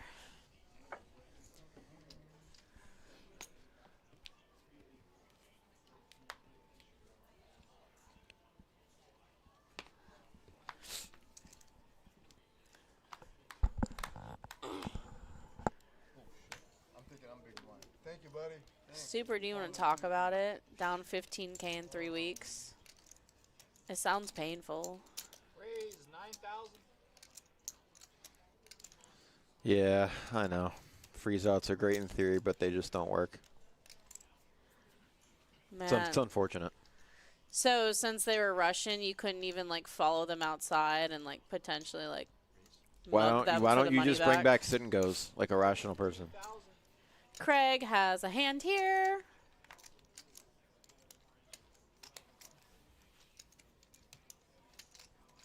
Well, I don't think we've talked about the poker hands much today, but I do think we talked a lot of poker, so that's fun. Sometimes you gotta take it abstract, you know?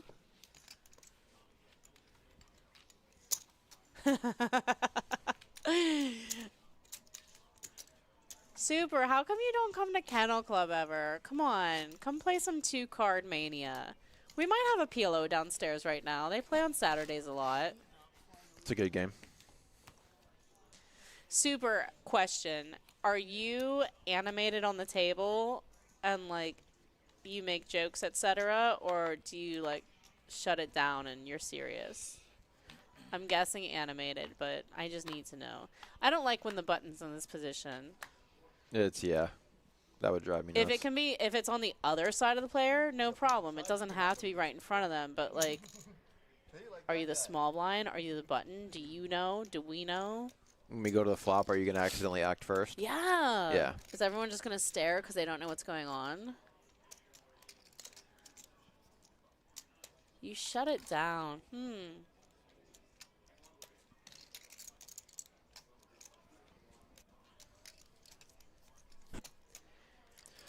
Eddie facing 3 limpers out of the big blind with ace-jack.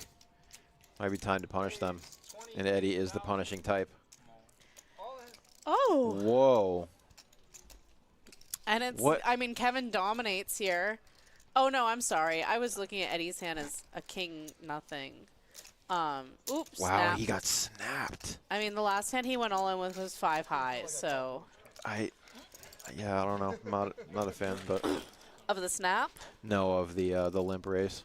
It wasn't even that much more. It was double Eddie's bet. So, like. The king yeah. and the king only. Yeah. That ain't going to do it. Lots of swinging for Kevin. That's Betty Davis. There she is.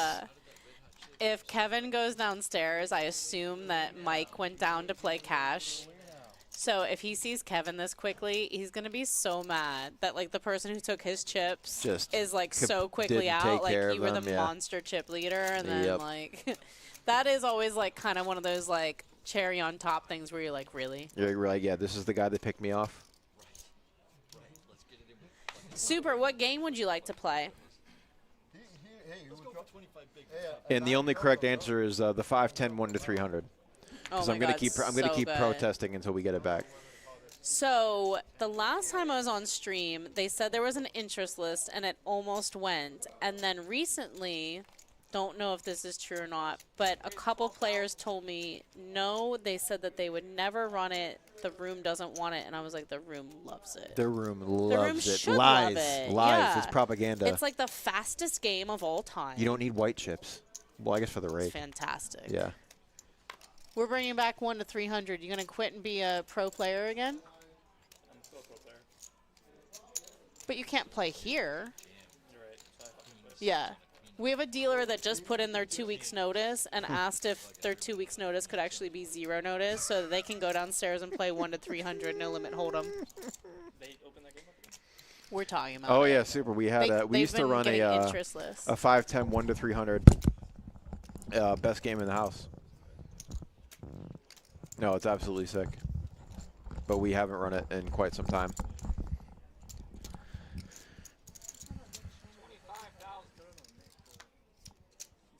And for those with any pull in that area listening, I beg you, please bring it back. Raised 25,000.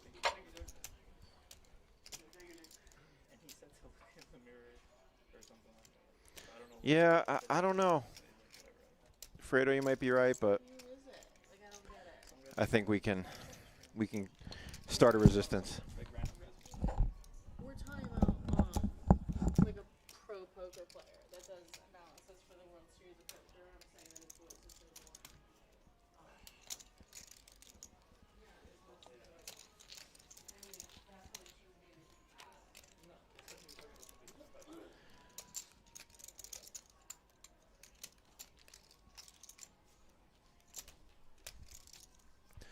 Seven players left, 2 away from the bubble. Fredo over here sweating the point standings like a degenerate sicko. I respect it.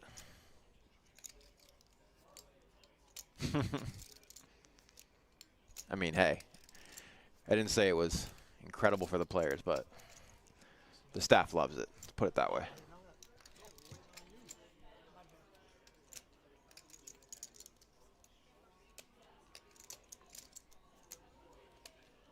I mean, back in the day, I saw players that only played that game, you know?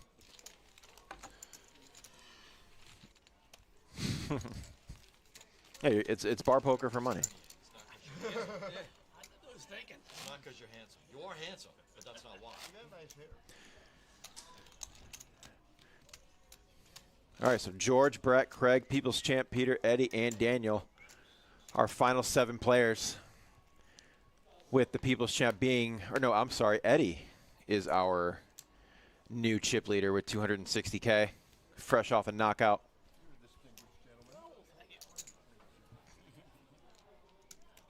His grandpa played golf in St. Andrews. The home of golf, baby. Bought him a t-shirt. St. Andrews in Boca, right? No, not not that St. Andrews.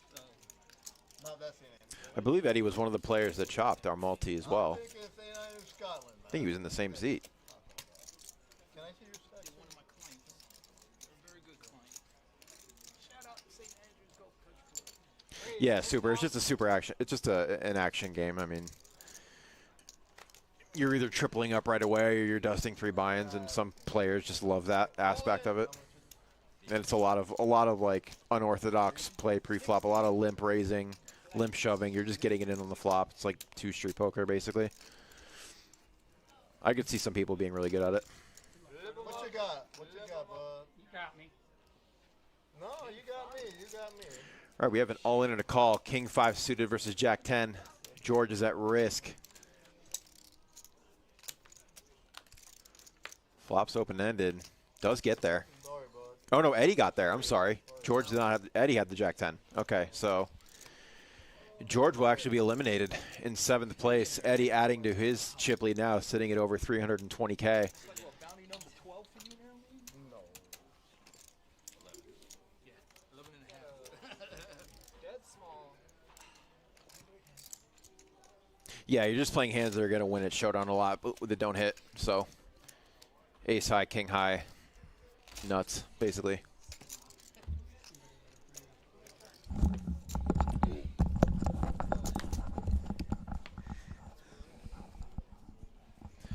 We're officially on the bubble. Next, wonder if they'll pay it. Whatever Craig says, I'll agree to. Oh, they're already saying. Already discussing paying the bubble.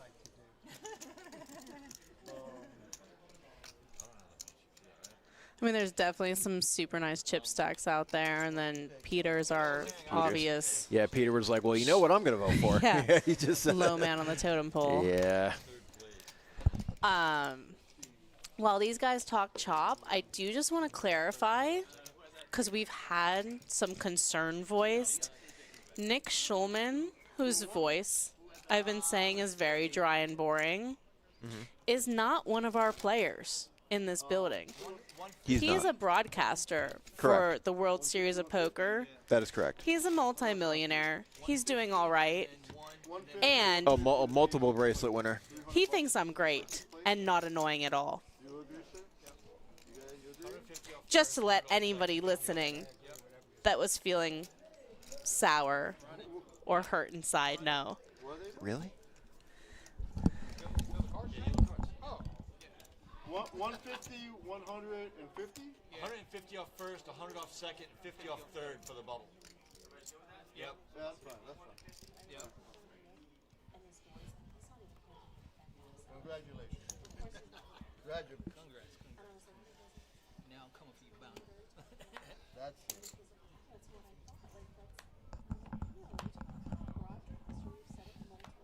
I might loosen up the game a little.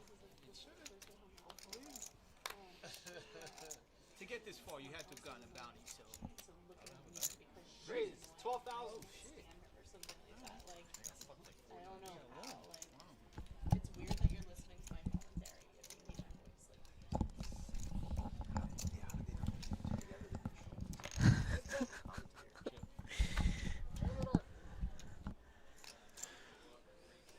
Yeah, disclaimer. Nick Schulman is a World Series of Poker commentator and multiple bracelet winner and has more money than I will ever have. I mean, And I think he's a fantastic commentator. Yeah. He is not in any way associated with the Palm Beach Kennel Club. I don't think he's ever been here. He's never stepped he's foot never in our been here. building. No, I doubt it. don't think he ever will. But if I ever meet him in person, I'll tell him I'm sorry. You're going to keep the for- same energy you had with Russell Westbrook? Yeah. I'm sorry that I think your voice that's very dry is very dry.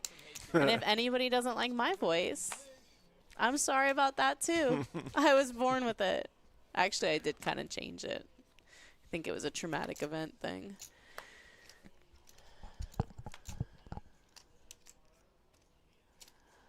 Oh my gosh. Meanwhile, I'm getting an invitation for action in the chat. Now I need to catch up on it. Did they pay the bubble? I think that they agreed to They it. probably did. Classy. What you know? game am I playing with Super? Can you I scroll don't. up? That's you guys. I have no Are we clue. allowed to scroll? What happens Yeah, if you we can. scroll? You can scroll up. Okay. Gotta see what game he picked. Oh my gosh, so much got said in this chat. I should never leave the booth ever. I'll never leave the booth again, guys. I promise.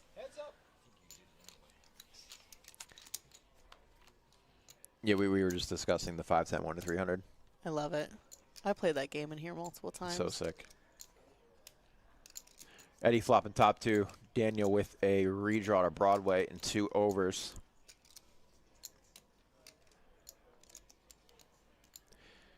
Daniel just flatting the 16K raise with ace king too. That's seemed wild to me.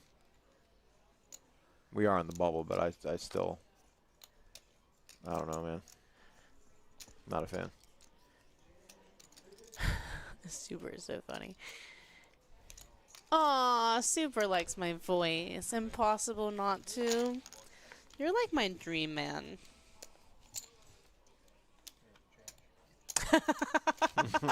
If we could just have your voice and Nick Schulman, not affiliated with the Poker Kennel Club and does not come in here and play, body.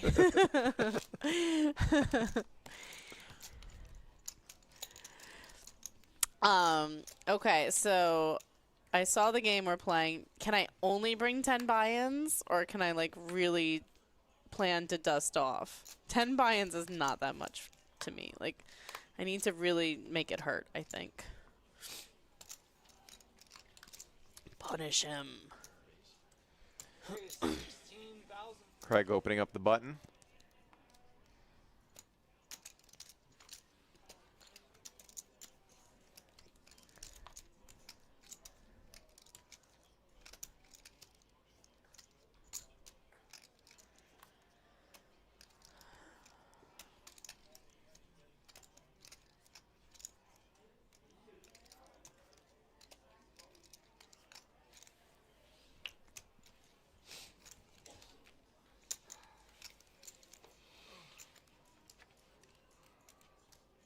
Fancy suited too.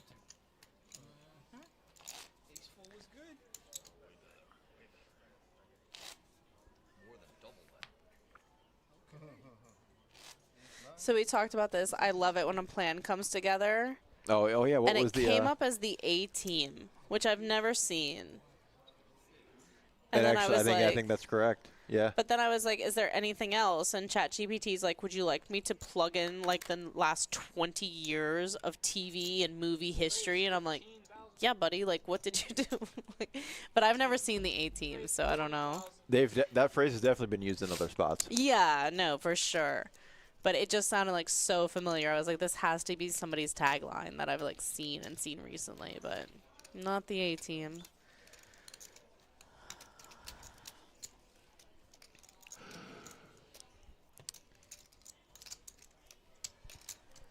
And we got an now all-in. Daniel decides to shove, but Ace King wasn't good enough earlier. I think that this is the kind of thing like you're saying, like Ace King wasn't good enough earlier, and we saw it with what was hit the the young 10. man's name? Kessler. Oh Chop. my Happy God. Chop. Why do we play this game? Yeah. I think when you see stuff like that, like fold Ace King and then, fold Ace 10 or shove Ace 10 in a similar spot or maybe even worse spot, like with the Definitely re-raise. at 100% a worse spot. Yeah, like with the way the action's going, it's just all frustration. Yeah. Yep. And I mean, I guess if they've agreed to pay the bubble, then you kind of have that as a cushion also.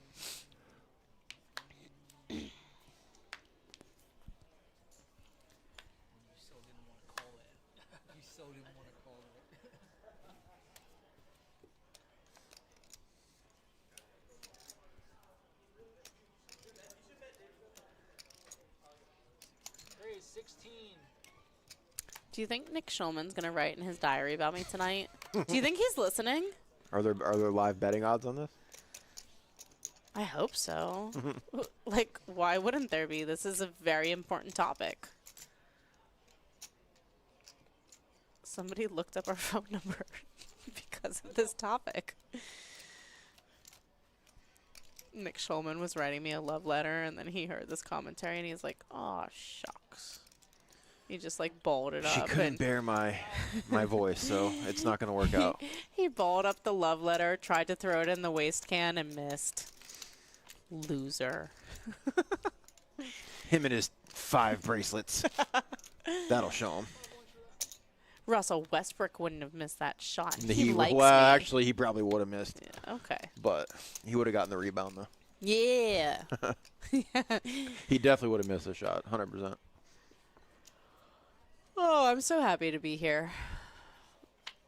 I was hoping that nobody would insult me until I got down and dealt 3-card poker, but Oh, yeah. See, you Like, dealt 3-card and those in Ultimate. Like, this is another Tuesday for you. yeah.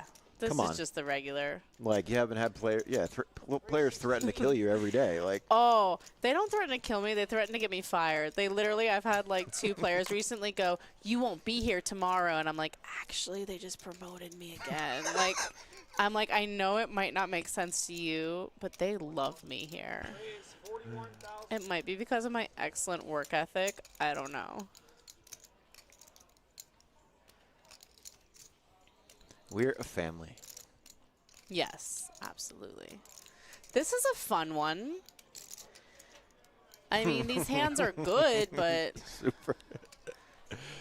That's good. That's so good. Because it's you. Because it's you. That's so good. Because it's you. All right. Our chip counts with 6 players left. Eddie starting to pull away with 360K. Peter's our short stack with 7 bigs. Gonna have to make something happen pretty soon with blinds at 3, 6, and 6. Some solid players left. We'll see which one's the first to budge. I've known Tony for a long time. I knew how aggressive he used to be. Now he's First place walking away with $2,383 plus all of the bounties. They accumulate $100 apiece. Super, have you ever had like a real job?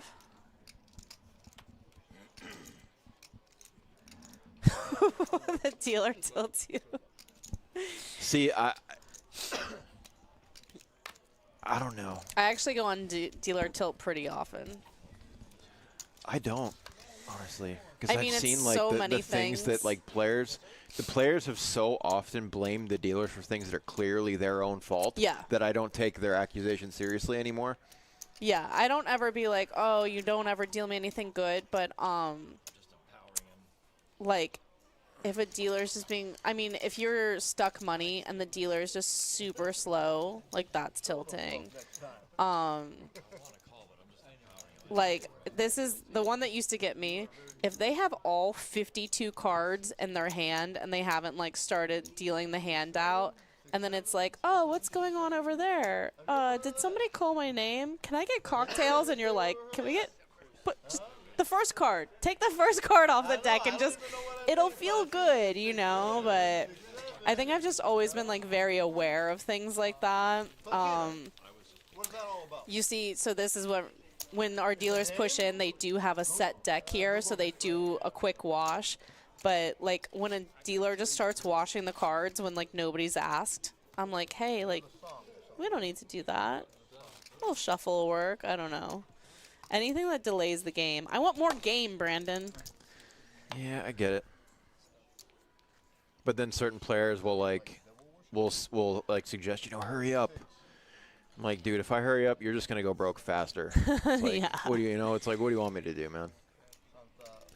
I'm giving you time to consider your choices and leave. Look how much pool Super has. He says something about the dealer, and immediately we get a new dealer in here. Like, even On a on half-hour a delay. 30-minute delay. Yeah. Yeah.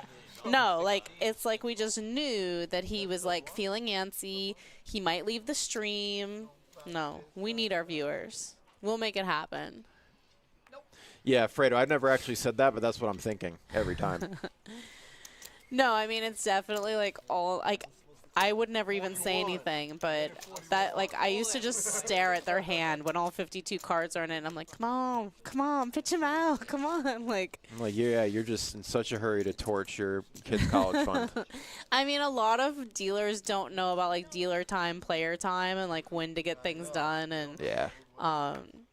Not long after I started here, like, a host came and gave me chips for my bank. And I, like, got the handout, started action, and then took the chips. And this guy next to me was like, oh, my God, I've never seen that before. And I was like, okay. Like, pretty standard. He's like, thank you for doing that. I was like, no problem, friend. Like, I don't know.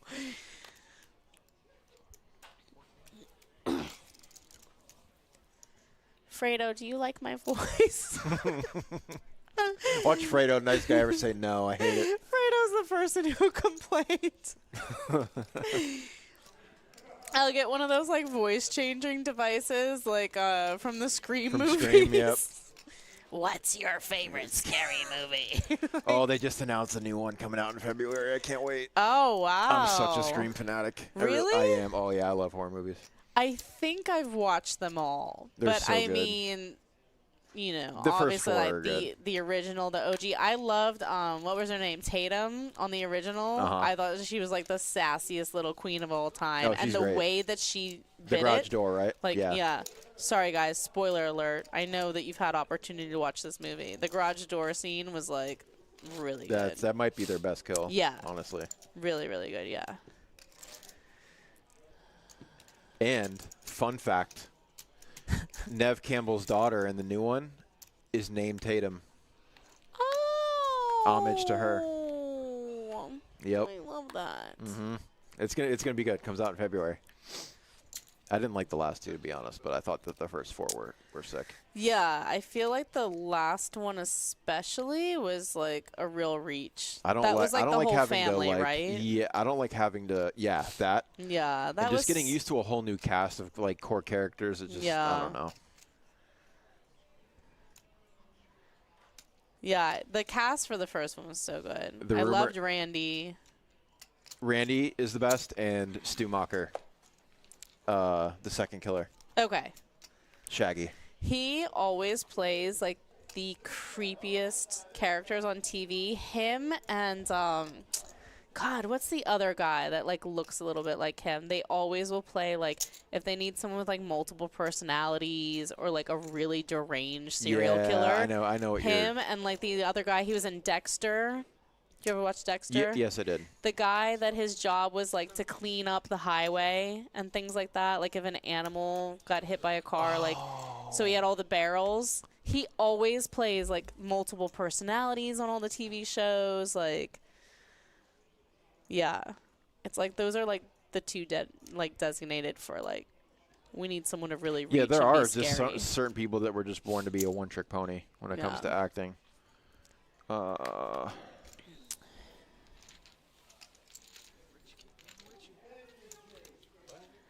Eddie is on a roll. He is our chip leader by about, double the next in line, really. Yeah. Mm-hmm. He was in one of the main characters in Animal Kingdom. You ever see Animal Kingdom? Mm-mm. Watch that.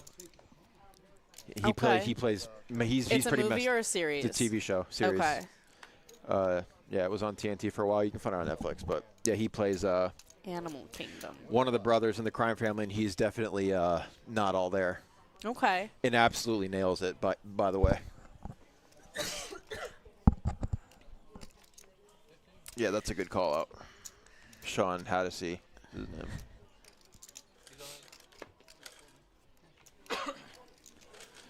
All right, Peter's all in with ace, king, and diamonds on the button. 40K. Our short stack.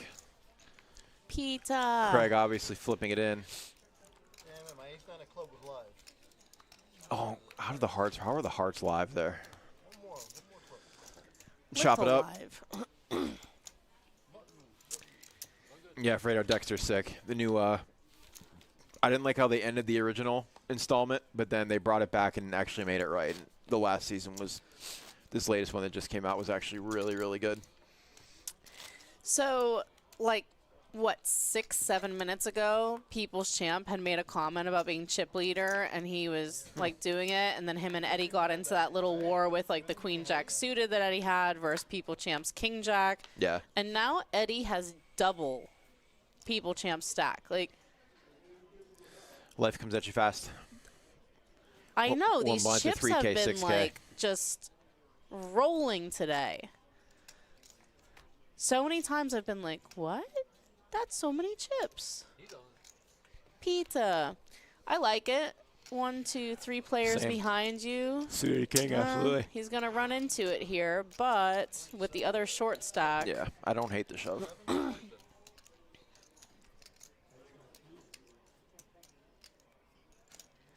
And he's in a really tough spot because Eddie's going to call so many hands with his chip stack and it being a bounty tournament and everything especially. So Peter's just in like such a horrible position here where it's like there's really no great spot to shove because you're going to get looked up. Yeah. Almost always. So, yeah. I like that he doesn't just wait around. He gets it in with the king suited. It is dominated here, and we have Daniel at risk also with his ace king. Who guys rooting for? And Eddie can't mind this spot. What's he? And I still don't remember if they paid the bubble or not. But Peter is the one technically, on bubble risk. Yeah, I think they agreed to it very quickly. Okay. All right. And this is going to be a triple up for Daniel with his ace-king.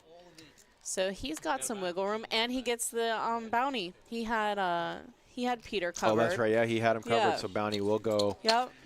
to Daniel. Nice come up for him. Don't forget your money. Yeah, they paid the bubble. He forgot to point at the table and say bounty. Poor Kevin. You finished it, right? They got it over there, right? Did you guys already take a bounty back? Bounty's back or no? Oh, Nah, there's no bounty train. we got a bounty, right? He's hallucinating again. Oh, did you guys pay the bubble? Yeah, we They paid. paid the bubble, so. All right, so. Okay, so that answers that question. Man, I take them both out, but I can't call his shove though with these two. Even if and I almost Craig raised. got 6. I wouldn't beat him. No, I know. On the what? Oh, for you.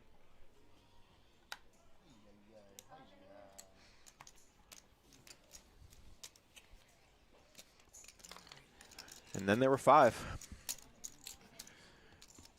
Everyone guaranteed around 700 plus bounties.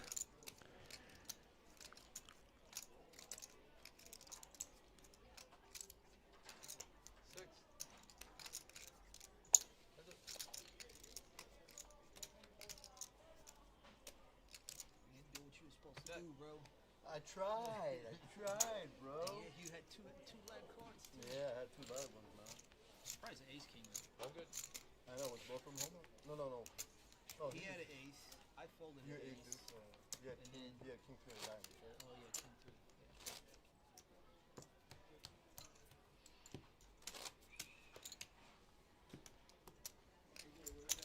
Right over here, this young man. This distinguished gentleman. Eddie on a heater right now. Chip leader at our final table and coming off of a 2nd place finish in our multi-flight. Congratulations to him and all those that chopped 7 ways. Craig just going to limp in the small blind with king 7 of diamonds. These players are going to go heads up to a flop. Jack high board, no hope to anyone. Goes check, check.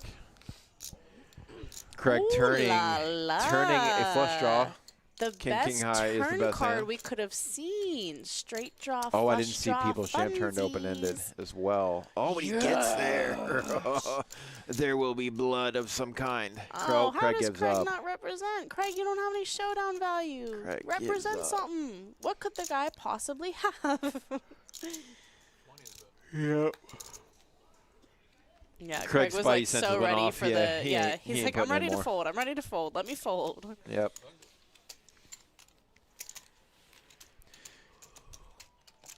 Craig played it perfectly. Put chips in, we had the best of it. Lost nothing when he was behind.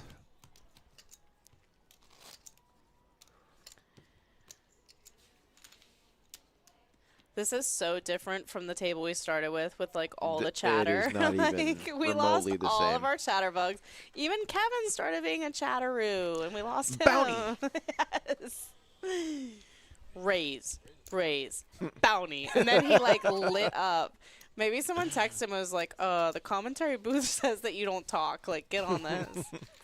Not that anything we say here matters, viewers. It's all for fun. Entertainment. We are an entertainment complex. Making Poker's fun fun, of they- someone isn't nice, Playing viewers. poker, they said. It'll be fun, they said. And then you get rivered by 4 people downstairs. Speaking of downstairs, high hands all night, every 15 minutes, $400 a piece, plus progressive Ooh. bonuses. Royo's paying out over $1,500 a piece at the moment, last time I checked. Yeah, it has to be more than that. And 'cause those that was last night. yeah, those were last Yeah. night, so they're probably at least So- $2,000. Yeah, so those go all night, even after the high hands. So Friday through Sunday, as long as we're open, those are live. So you just got to hit it. You don't got to worry about someone cracking your hand. Just Yeah, those are so nice that they stay all night. I dealt last week, I think a 7 high straight flush, and it hadn't been hit. So nice little bonus for the player, and it's just fun when you're like, oh, I got there. I get paid, even though it's 3 a.m. Ooh. Yep, I say it all the time on Wow, stream. look It's at this. Brandon, Oh, this no, is the most middle exciting set. hand that we've had in. Middle sack He's just versus the going nut for force draw. all Yeah, in, all in snap and snap. call. Yep. Yeah. Eddie says middle set. Yes, please. Life's good as the chip leader. Brecken needs some help. It happens so fast. Oh, that's it. Yeah. It's never supposed to be that easy, though. Yeah. Like, how is the turn not The like turn a 10? card, yeah. Like a 10, giving him more outs. Can we run that back? Just immediately dead. We're putting super on tilt with this dealer now, probably. He's like, really, dealer? You can't, like, draw it out and make us sweat? Give us some hope that something crazy will happen? Eddie now with a commanding chip lead. Over 40% of the chips in play. And Daniel now technically our short stack with 190,000. That's the only thing you don't want him to have. And the problem was the queen. If he had his queen turn there.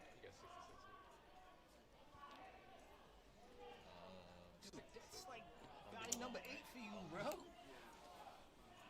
got 2 bounces.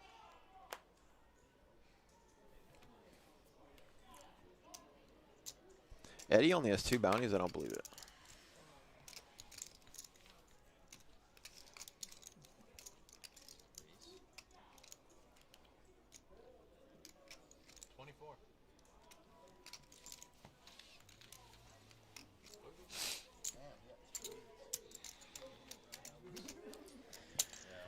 Brandon, it is freezing in here.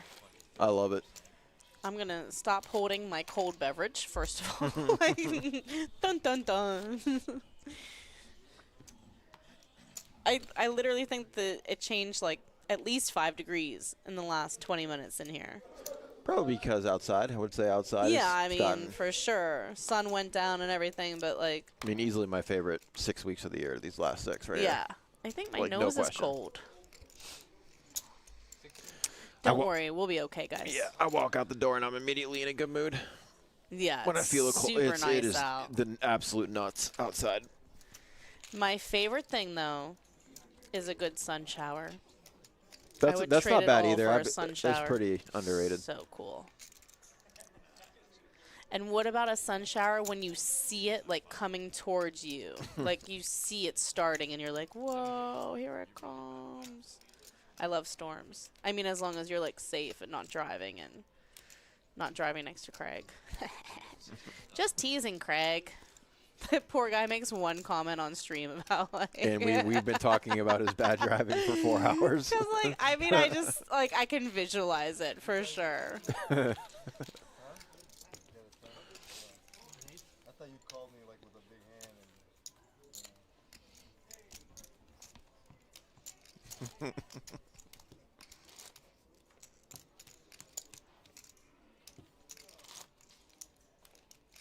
Like, I have the type of rapport with Craig where, like, I'm waiting for the tournament director to say shuffle up and deal. And I'm just sitting there, haven't dealt the card yet. And he goes, hey, buddy, why don't you do your job? And I'm, like, not offended at all.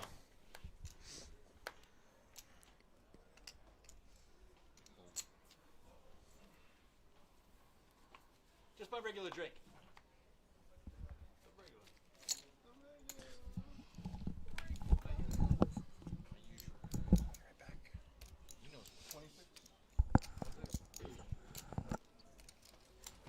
Efficient, competent, smart, good at his job.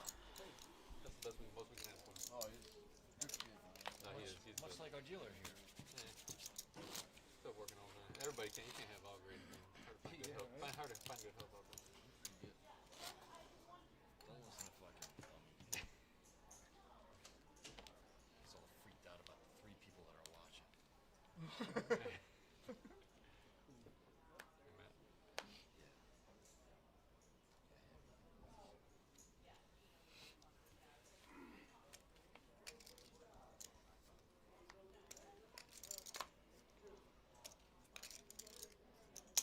Grade 14. I know a number of like professional sports players with rings. They don't wear them.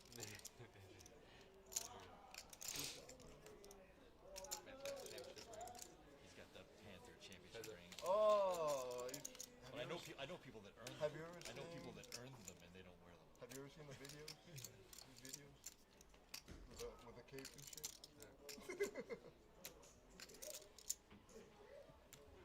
My man in Amsterdam. Well,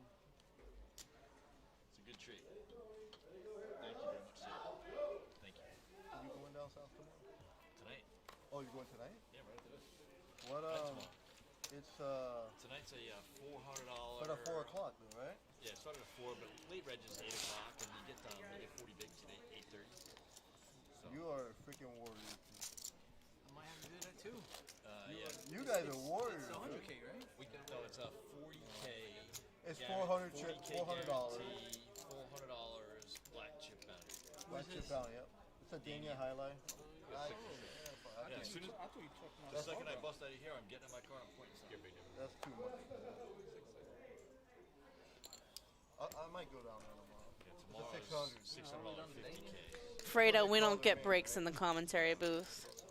We love what we do, and we do what we love. Whenever here in May. The players are talking, so it's kind of letting them, but don't listen to them now because you should always play all of your poker at Palm Beach Kennel Club. There are no other poker rooms. Hello, team? Platina. I told Platina. Well, Jay, you never told me your name, dude. Jay. Well, Jay. I told you I see you there. I told you I see you there. When you're out, you're chip. You said you weren't sure. Super, did you get an autograph? Wait, your name's Jay?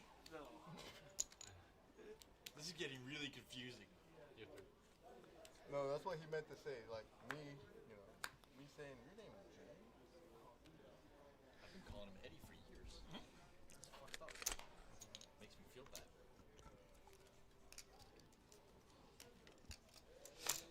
17. Oh, boy.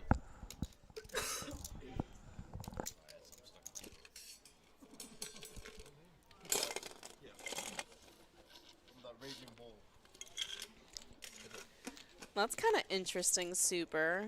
Super in the chat is saying that Craig won the first moneymaker in a different room when the tour came through. Six-handed the players, offered a chop, and Craig was the only holdout saying no, but he was the smallest stack.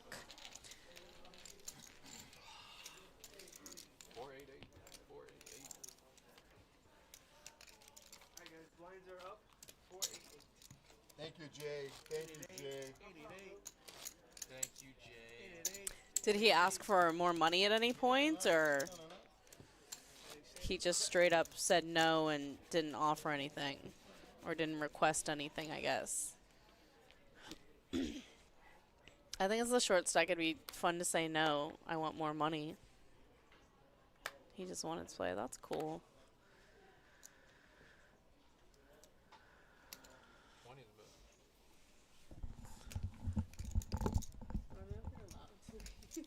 I don't know. I assume this woman's trolling. I mean, I didn't like Heads up. say anything. I was just talking about like Super talking about Craig winning the thing. No, he just Check. this thing.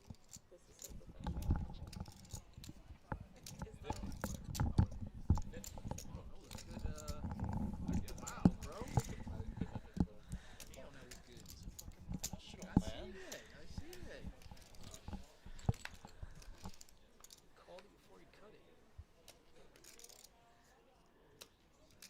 Yeah, I don't think that Craig. We saw him say right away he would pay the bubble on this. I don't think that he chops these very often, That turn went from bad to worse. Wow. if ever. That's disgusting. That 35. Yeah, Eddie even said nice run out. I mean, everything gets there. The straight, spades Flush on got the there. turn, Yeah. yeah. I'm sure he wasn't thinking that that's the way he was beat, but never chop unless you're broke. I mean, sometimes you can make a chop work for you, like if you are the short stack. And Like I've been at the final table at one of our, like when we used to have the Player of the Month tournament, and I was like the clear short stack, and they're like, you know, let's just chop evenly. Like, oh, okay, whatever you guys want. Yeah. I'm cool with it. like, oh, I'm not gonna be the guy that's like, I'm not chopping Twist here. my arm. I play yeah. for the win. Yeah, but that's what Super said, that Craig won the first moneymaker at a different stop on tour. And at 6-handed, they said, "Do you want, like, everyone agreed to a chop?" And Craig was the shorty and said no. I respect it. You know. Lauren coming into the chat. We Lauren, have thank you for being here. Such a nice setup. As you can hear, the table's mic'd up very nicely. We're hearing what these guys are chatting about, getting our graphics on point, and it is just such a nice thing to have this stream capability here. I think that the players, for the most part, like it. I think somebody must have called out of work or something the other day. They were like super panicked when they were called down to the stream table. And it was like, buddy, like, you know our setup here, you know? Like, You know, we've never had dealers that call out and then they're all of a sudden we look at Hera's final table page and we see someone. you've seen it? That's happened before. It's happened? Yeah. Before. Ooh, what's the reaction I'm not going to there? rat anybody out. Yeah. I mean, I've heard people talk about it and everything. I didn't ever hear like a direct, like, this is what happened to them. I mean, I guess they could be like, listen, put on your Kennel Club gear and we'll forgive it. Other than that. Yeah. Yeah. Cool. 4 players left. 4 very capable opponents. Nobody too short yet. Eddie's still the reasonable chip lead. Yeah, these 3 guys are very close in chips, and then Eddie's just our... Eddie's sitting with, you know, around 40-something%.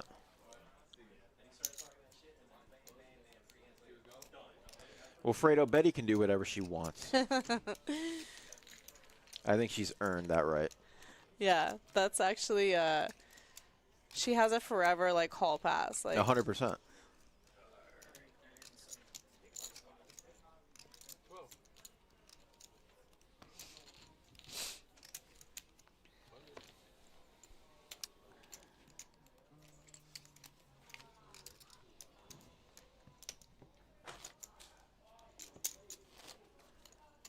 If you guys are in the area, we have our nighttime tournament that just started. Come join us for tournament poker. Join us for cash game poker. Brandon just mentioned our promotions that we have going. The progressive is all weekend, Friday, Saturday, and Sunday for our progressive high hands. Quad 8s or better. Be the first one to hit it for the day. Win that no matter what time it is, Friday, Saturday, and Sunday. And then those do accumulate. It's a progressive, so they continue to roll over and get bigger and bigger as they don't hit. So that's a great promotion.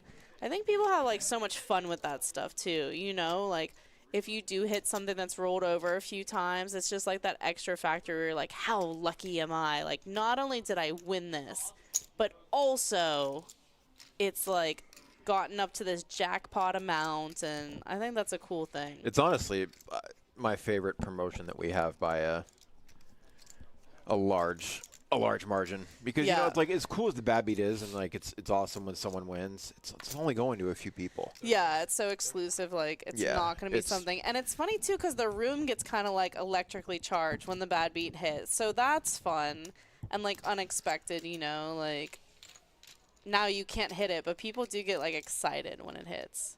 So that's like a fun element, but Craig's going to have a decision here. Eddie with the check mark with the flush, and oh wow. He's putting Craig to the super test. What is it?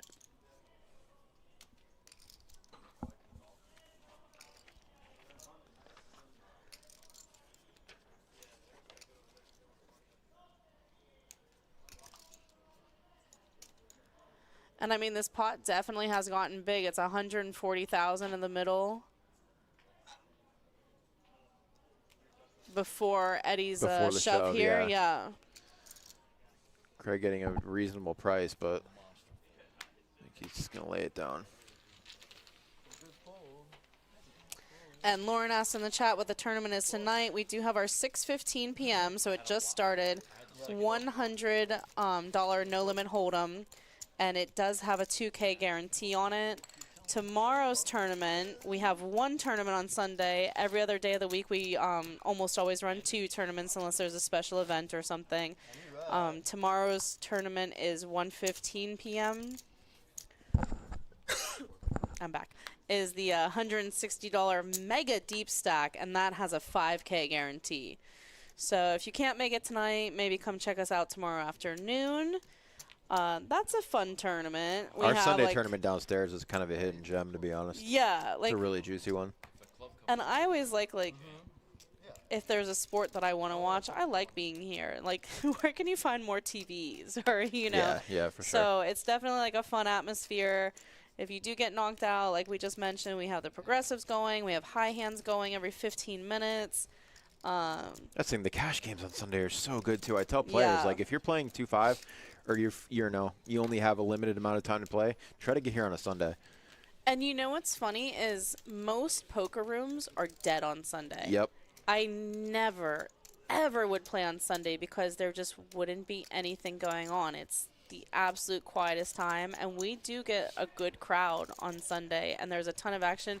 I've been telling a couple of my favorites lately that our cash games have been really juicy. Yeah. Last night, I'm sure you saw it, pushing into like the 1-2 no limit tables, a bunch of stacks over $500. Oh, like, yeah. There was this, like, it's funny too. People come up and they're like, this is 2-5. I asked for 1-2. And you're like, no, this is 1-2. Like, I mean, table 20, I'm thinking of it. There had to have been 5 of the 8 players had $1,000 in front. That's for sick. sure. That's yeah. awesome. It's kind of like Vegas, where like they never close and you can buy in for anything on like 1-2, 1-3, and it's like, oh, like what have I stumbled into? The 2-5 games have been very good lately. Just a lot of action, a lot of cash on the tables, a lot that you can win.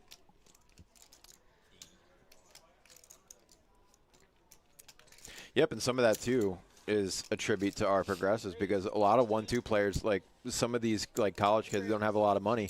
They luck into one of these progressives, and it's like, okay, you've got like 15 buy-ins. Absolutely. So stimulates the poker economy a little bit. It was probably assumed by many, but I do want to say that we do not have any tournaments on Thanksgiving. Tournament is paused. Oh, yeah, Fredo, I did see you on that table. That's right. 18 was really good, too. 18, 20, and I think 22 were all pretty solid. Fredo, you're making me dizzy switching all these screen names and what you're following us on. Now I got to look at the YouTube screen. It's so far away. I dealt to Fredo on table 20. Craig's taking a stand. All in for $150,000 with ace-8 of clubs. Daniel limping the button.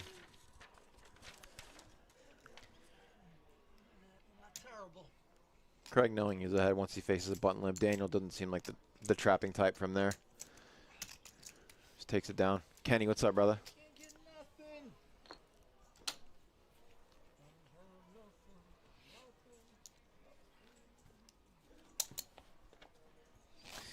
Lauren, I don't know if you're a regular. I'm just looking over our tournament calendar. Our new-ish tournament, I think we've had it for about 2 months now, is the Survivor on Monday. I think that that's a great addition to our tournament schedule. $130 buy-in, no limit hold'em, 3K guarantee, and you literally just play down to final 3, right? I believe so. Yeah, final 3. And you all get the same amount, yeah. Yeah, so it doesn't matter how many chips you have, and of course if there's like a ton of players, then it's top 10%. But it doesn't matter if you come in first, second, or third. If 3 players are getting paid, you each get $1,000. I think that that's always an interesting structure. A lot of places don't offer a Survivor tournament, so it's just a different way of thinking about the game and, you know, picking spots. And I think that that can help your game in other types of tournaments too, like just having that different mindset. And that different structure. So if you're able to, come check us out on Monday. That's our 6:15 nighttime tournament. And because it's Survivor style, you know that it won't drag on. It's going to end a little bit faster because there's not like any heads up play. Am I Maria Ho? I am not Maria Ho. It's a compliment. I feel like she has like a sweet voice and then it's like higher than mine. But I'm not Maria Ho. I'm Dana. It's a nice to meet you. Unless you called here earlier. Craig all in with pocket fours. Yeah, I look over at Nick. I'm like, I gave him a look, and he knew what I was referring to. And he's like, yeah, I don't know, man. Nick's like a funny one No, to he's hilarious. like have that involvement too. Like Yeah. Queens top set, easy game for Eddie. Craig will be eliminated. Great run for him. Give him a little hope. Give him a little hope. And this is like kind of an annoying spot too. Like Craig, you know, made the good lay down with his aces up against the flush draw, and then you kind of end up in like the same spot. Like you would have gotten fourth then, you get fourth now. It's just kind of one of those things where you're like, oh, okay, thanks. I guess you never like really know how you sound yourself. There's Tropicana. I knew Banana was in there somewhere. 100 messages today. Thank you, chat. Thank you to our chat. Ooh. Always good when we hit that milestone. For all of you here, please remember to like, comment, subscribe, and share with your friends and family. We will be back here on Wednesday for our 5K guarantee $130 buy-in. I had cash to like people's bounties so they didn't have to go to the cage. That's why I have more in my pocket. I knew you. Yeah, you're always there in spirit. I knew you were there. Tropicana banana. Staple chatter. Blinds at 488. Eddie's still with the chip lead. Commanding chip lead now. People's champ will not get involved. Double down With that screen, it made me think. So my little girl is 18 months old, and she eats a banana pretty much every morning. But she calls banana and her bottle are both Baba. So it's a very confusing morning. No. Like, I That's want horrible. Baba, and you're like, oh, like, what does that mean Flip a today? coin. You know, like, yeah. I said Baba. Like, oh, I'm sorry. My bad. When you said Baba, I thought you meant Baba, but you mean Baba. Like, thanks. So. Yeah, you gotta teach her how to say nanners. Yeah, I know. That's why I'm like, no. Call it Nana. She's not doing it. It's so fun when they, like, say things incorrectly. Like, the It's the words best they part. come up with Oh, it's that yeah. you then know, like, oh, that's a substitute word for. And you don't correct them. No. Instead, I want to, like, change the names of things. So, like, my mom is helping me with her and watches her when I'm here, of course. And she can't say Graham, so she just says Ga. And I'm like, well, that's your name from now on. Like, too bad if you didn't want it that way. We're gonna make it 29. 29,000.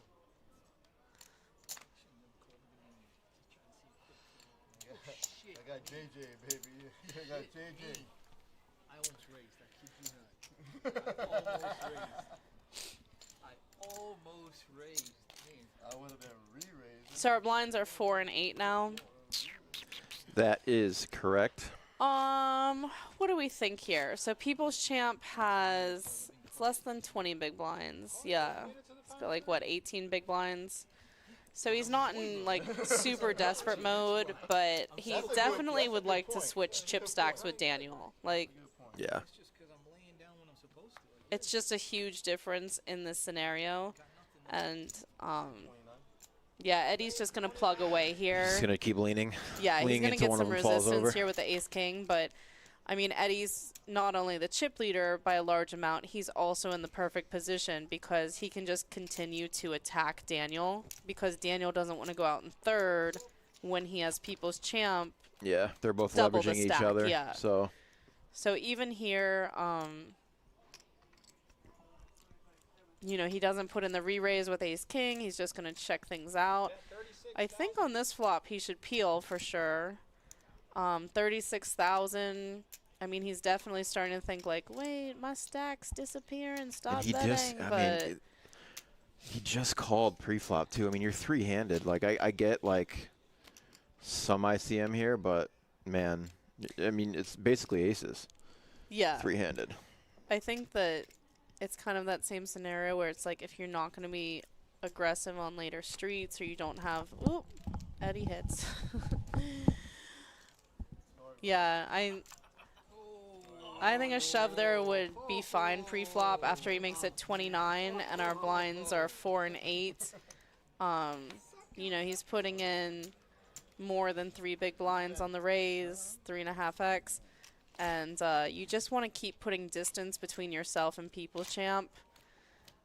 We see that Eddie did get lucky there on the end. I just think that hand's going in. And with that swing, instead of having double People's Champ's chip stack, he has 60K more.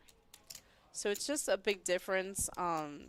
He just wants to keep that separation and keep hoping that if nothing else, People's Champ is the next victim. Lock up second place. So I really think that ace-king is a shove. Just if you do get called, you're probably flipping. Like very unlikely that three-handed your opponent has aces or kings. Very boring. 24? Ooh la la.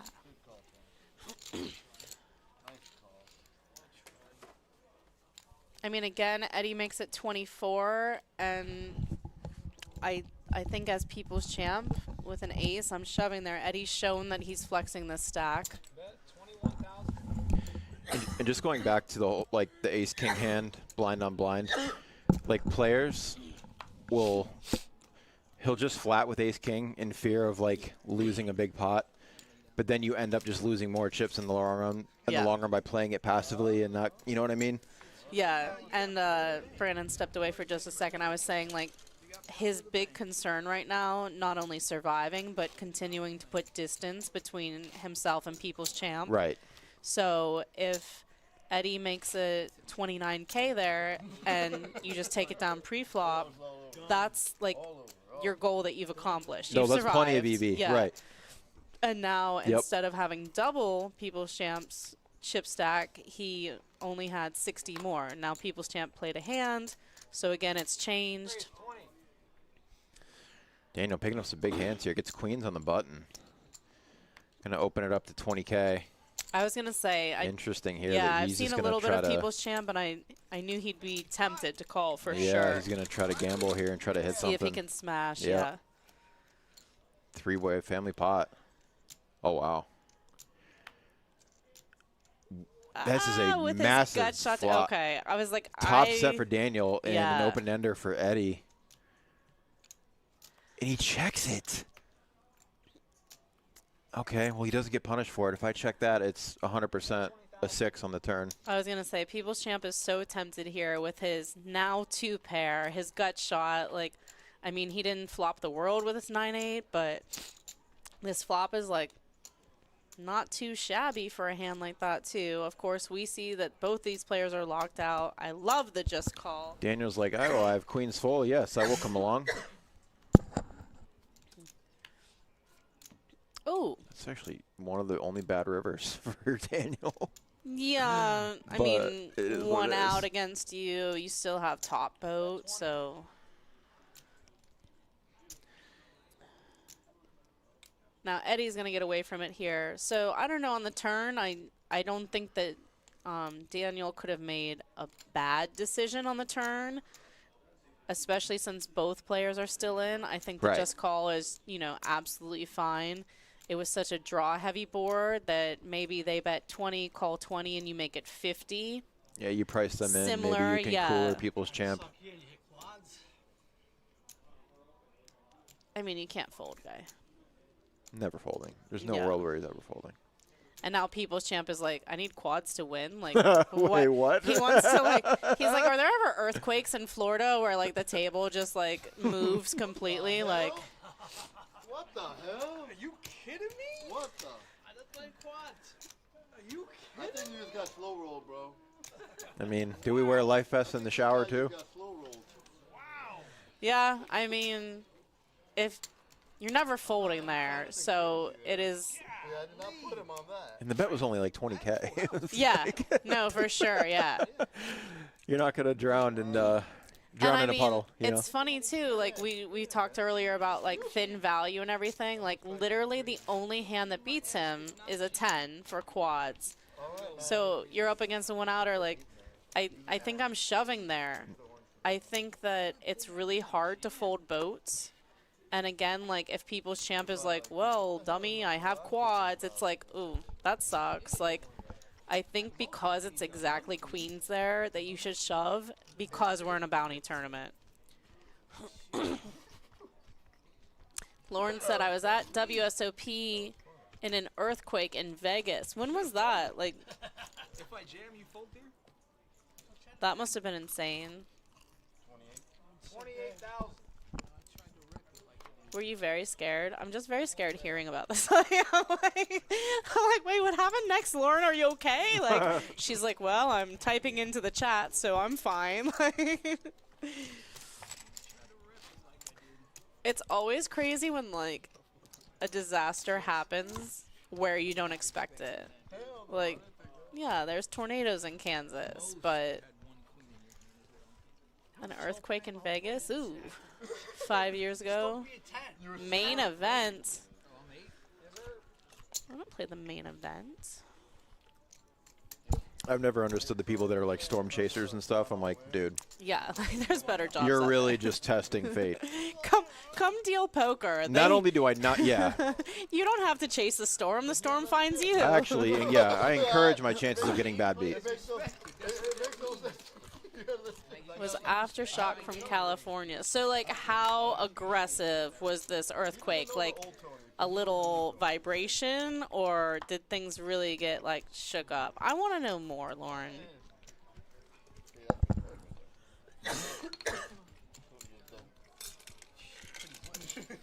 Pretty much. That was the double right there. So I'm sure People's Champ knows that Eddie's calling most of his shoves here. So it's kind of like if Eddie folds, he should shove, like, no matter what he has, I'm pretty sure. Like, 100%. yeah, if Daniel opens the pot, That's different. yeah, I mean, for him to have the ability to shove if Eddie folds, yeah, he's just going to have to keep shoving. I would be shoving like 2/3 of my range heads For up versus sure. Daniel in an unraised pot. Oh my gosh. Lauren, did you immediately bluff somebody after this earthquake? I'd have been like, if I'm shook, they're shook. So I would have gone all in like the next 7 hands in a row. Would have been like, you guys want to even be in this tournament? Like, we could die. Like, I'm all in. Like, I would have shoved all in as the earthquake was happening, and then Yes. the player abandons their hand. I'm like, well, send him over. 5 double up, guys. 5 double ups. Well, it's just a matter of how bad you want it. How do you want it? Tupac. Hashtag. Jeez. Can't even make a move.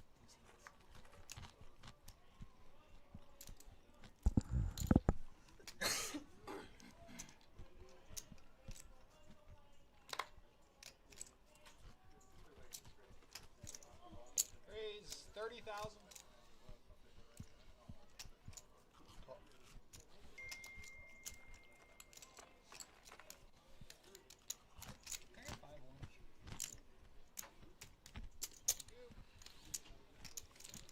Heads up.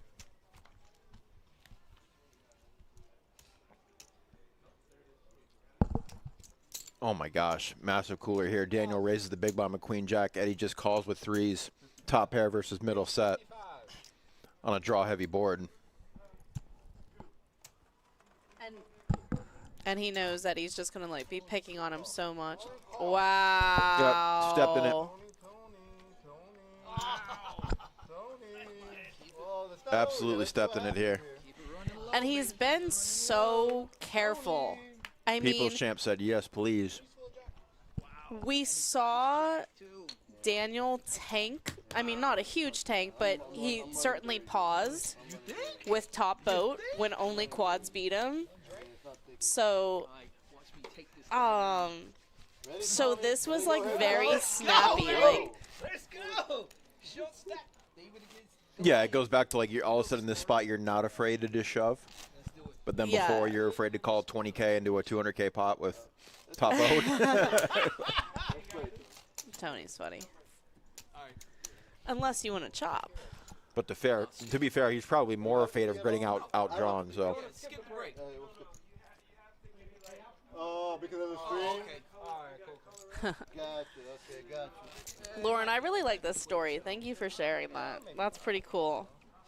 Let me, We're gonna play. I got it, my fault, guys. It's Nick, Our production team's slow rolling. I'm telling them we're going to do a color up when it's not until the next blind level, and I don't know that we'll still be here then. All in. You ready? really? I don't know what I got. Don't Yeah, give you should up. definitely Don't give go all up. in. I got to look. Little suited ace 5. Oh, I think he went all in without looking. Oh, not suited, but still. Double up. Come on. Ace 5, stay alive. Ace 5, stay alive. Really? Really? Running good. Bad dealer. I'm running good. God. and that is gonna do Bad it. dealer. Nice hit. Eddie going from second place in our multi-flight to now our standalone winner. Almost a wire-to-wire finish. Once he got the chip lead, he never looked back. People's Champ, another great run for him, finishing in second place. He'll be walking away with 1,473, and I believe he told me he got 3 bounties. So 1,700. Nice 6X for him. Oh, and look, Lauren in our chat, Daniel's her husband, our third place finisher. Well, congratulations. Yeah, I think Daniel played a really good game and just made a mistake there at the end, but I get it. Like, Eddie's just picking on these guys so Yeah. much that you're, like, sitting there and you're like, this guy can't have it every time. Like, he's shown that he doesn't, so that was unfortunate, but we do have a really nice table here. We went from feature to final. I think a lot of great players, a lot of fun hands that we got to do. Eddie takes first place, People's Champ second, and Daniel third with some battling there. Craig was out in fourth, and we were definitely like 4 and 5 handed for quite some time. So that was a fun one. Dana, it was a blast. I think that everybody enjoyed it. I think we're going to get a lot of comment cards with nothing but 10 out of 10 ratings. 10 out of 10 stars. Are there 10-star ratings? Not here. Yeah, not ever here. All right, well, we do appreciate you guys coming in and viewing, joining us in the chat with some cool ideas, thoughts, hellos. Please join us next time, and we out. Later.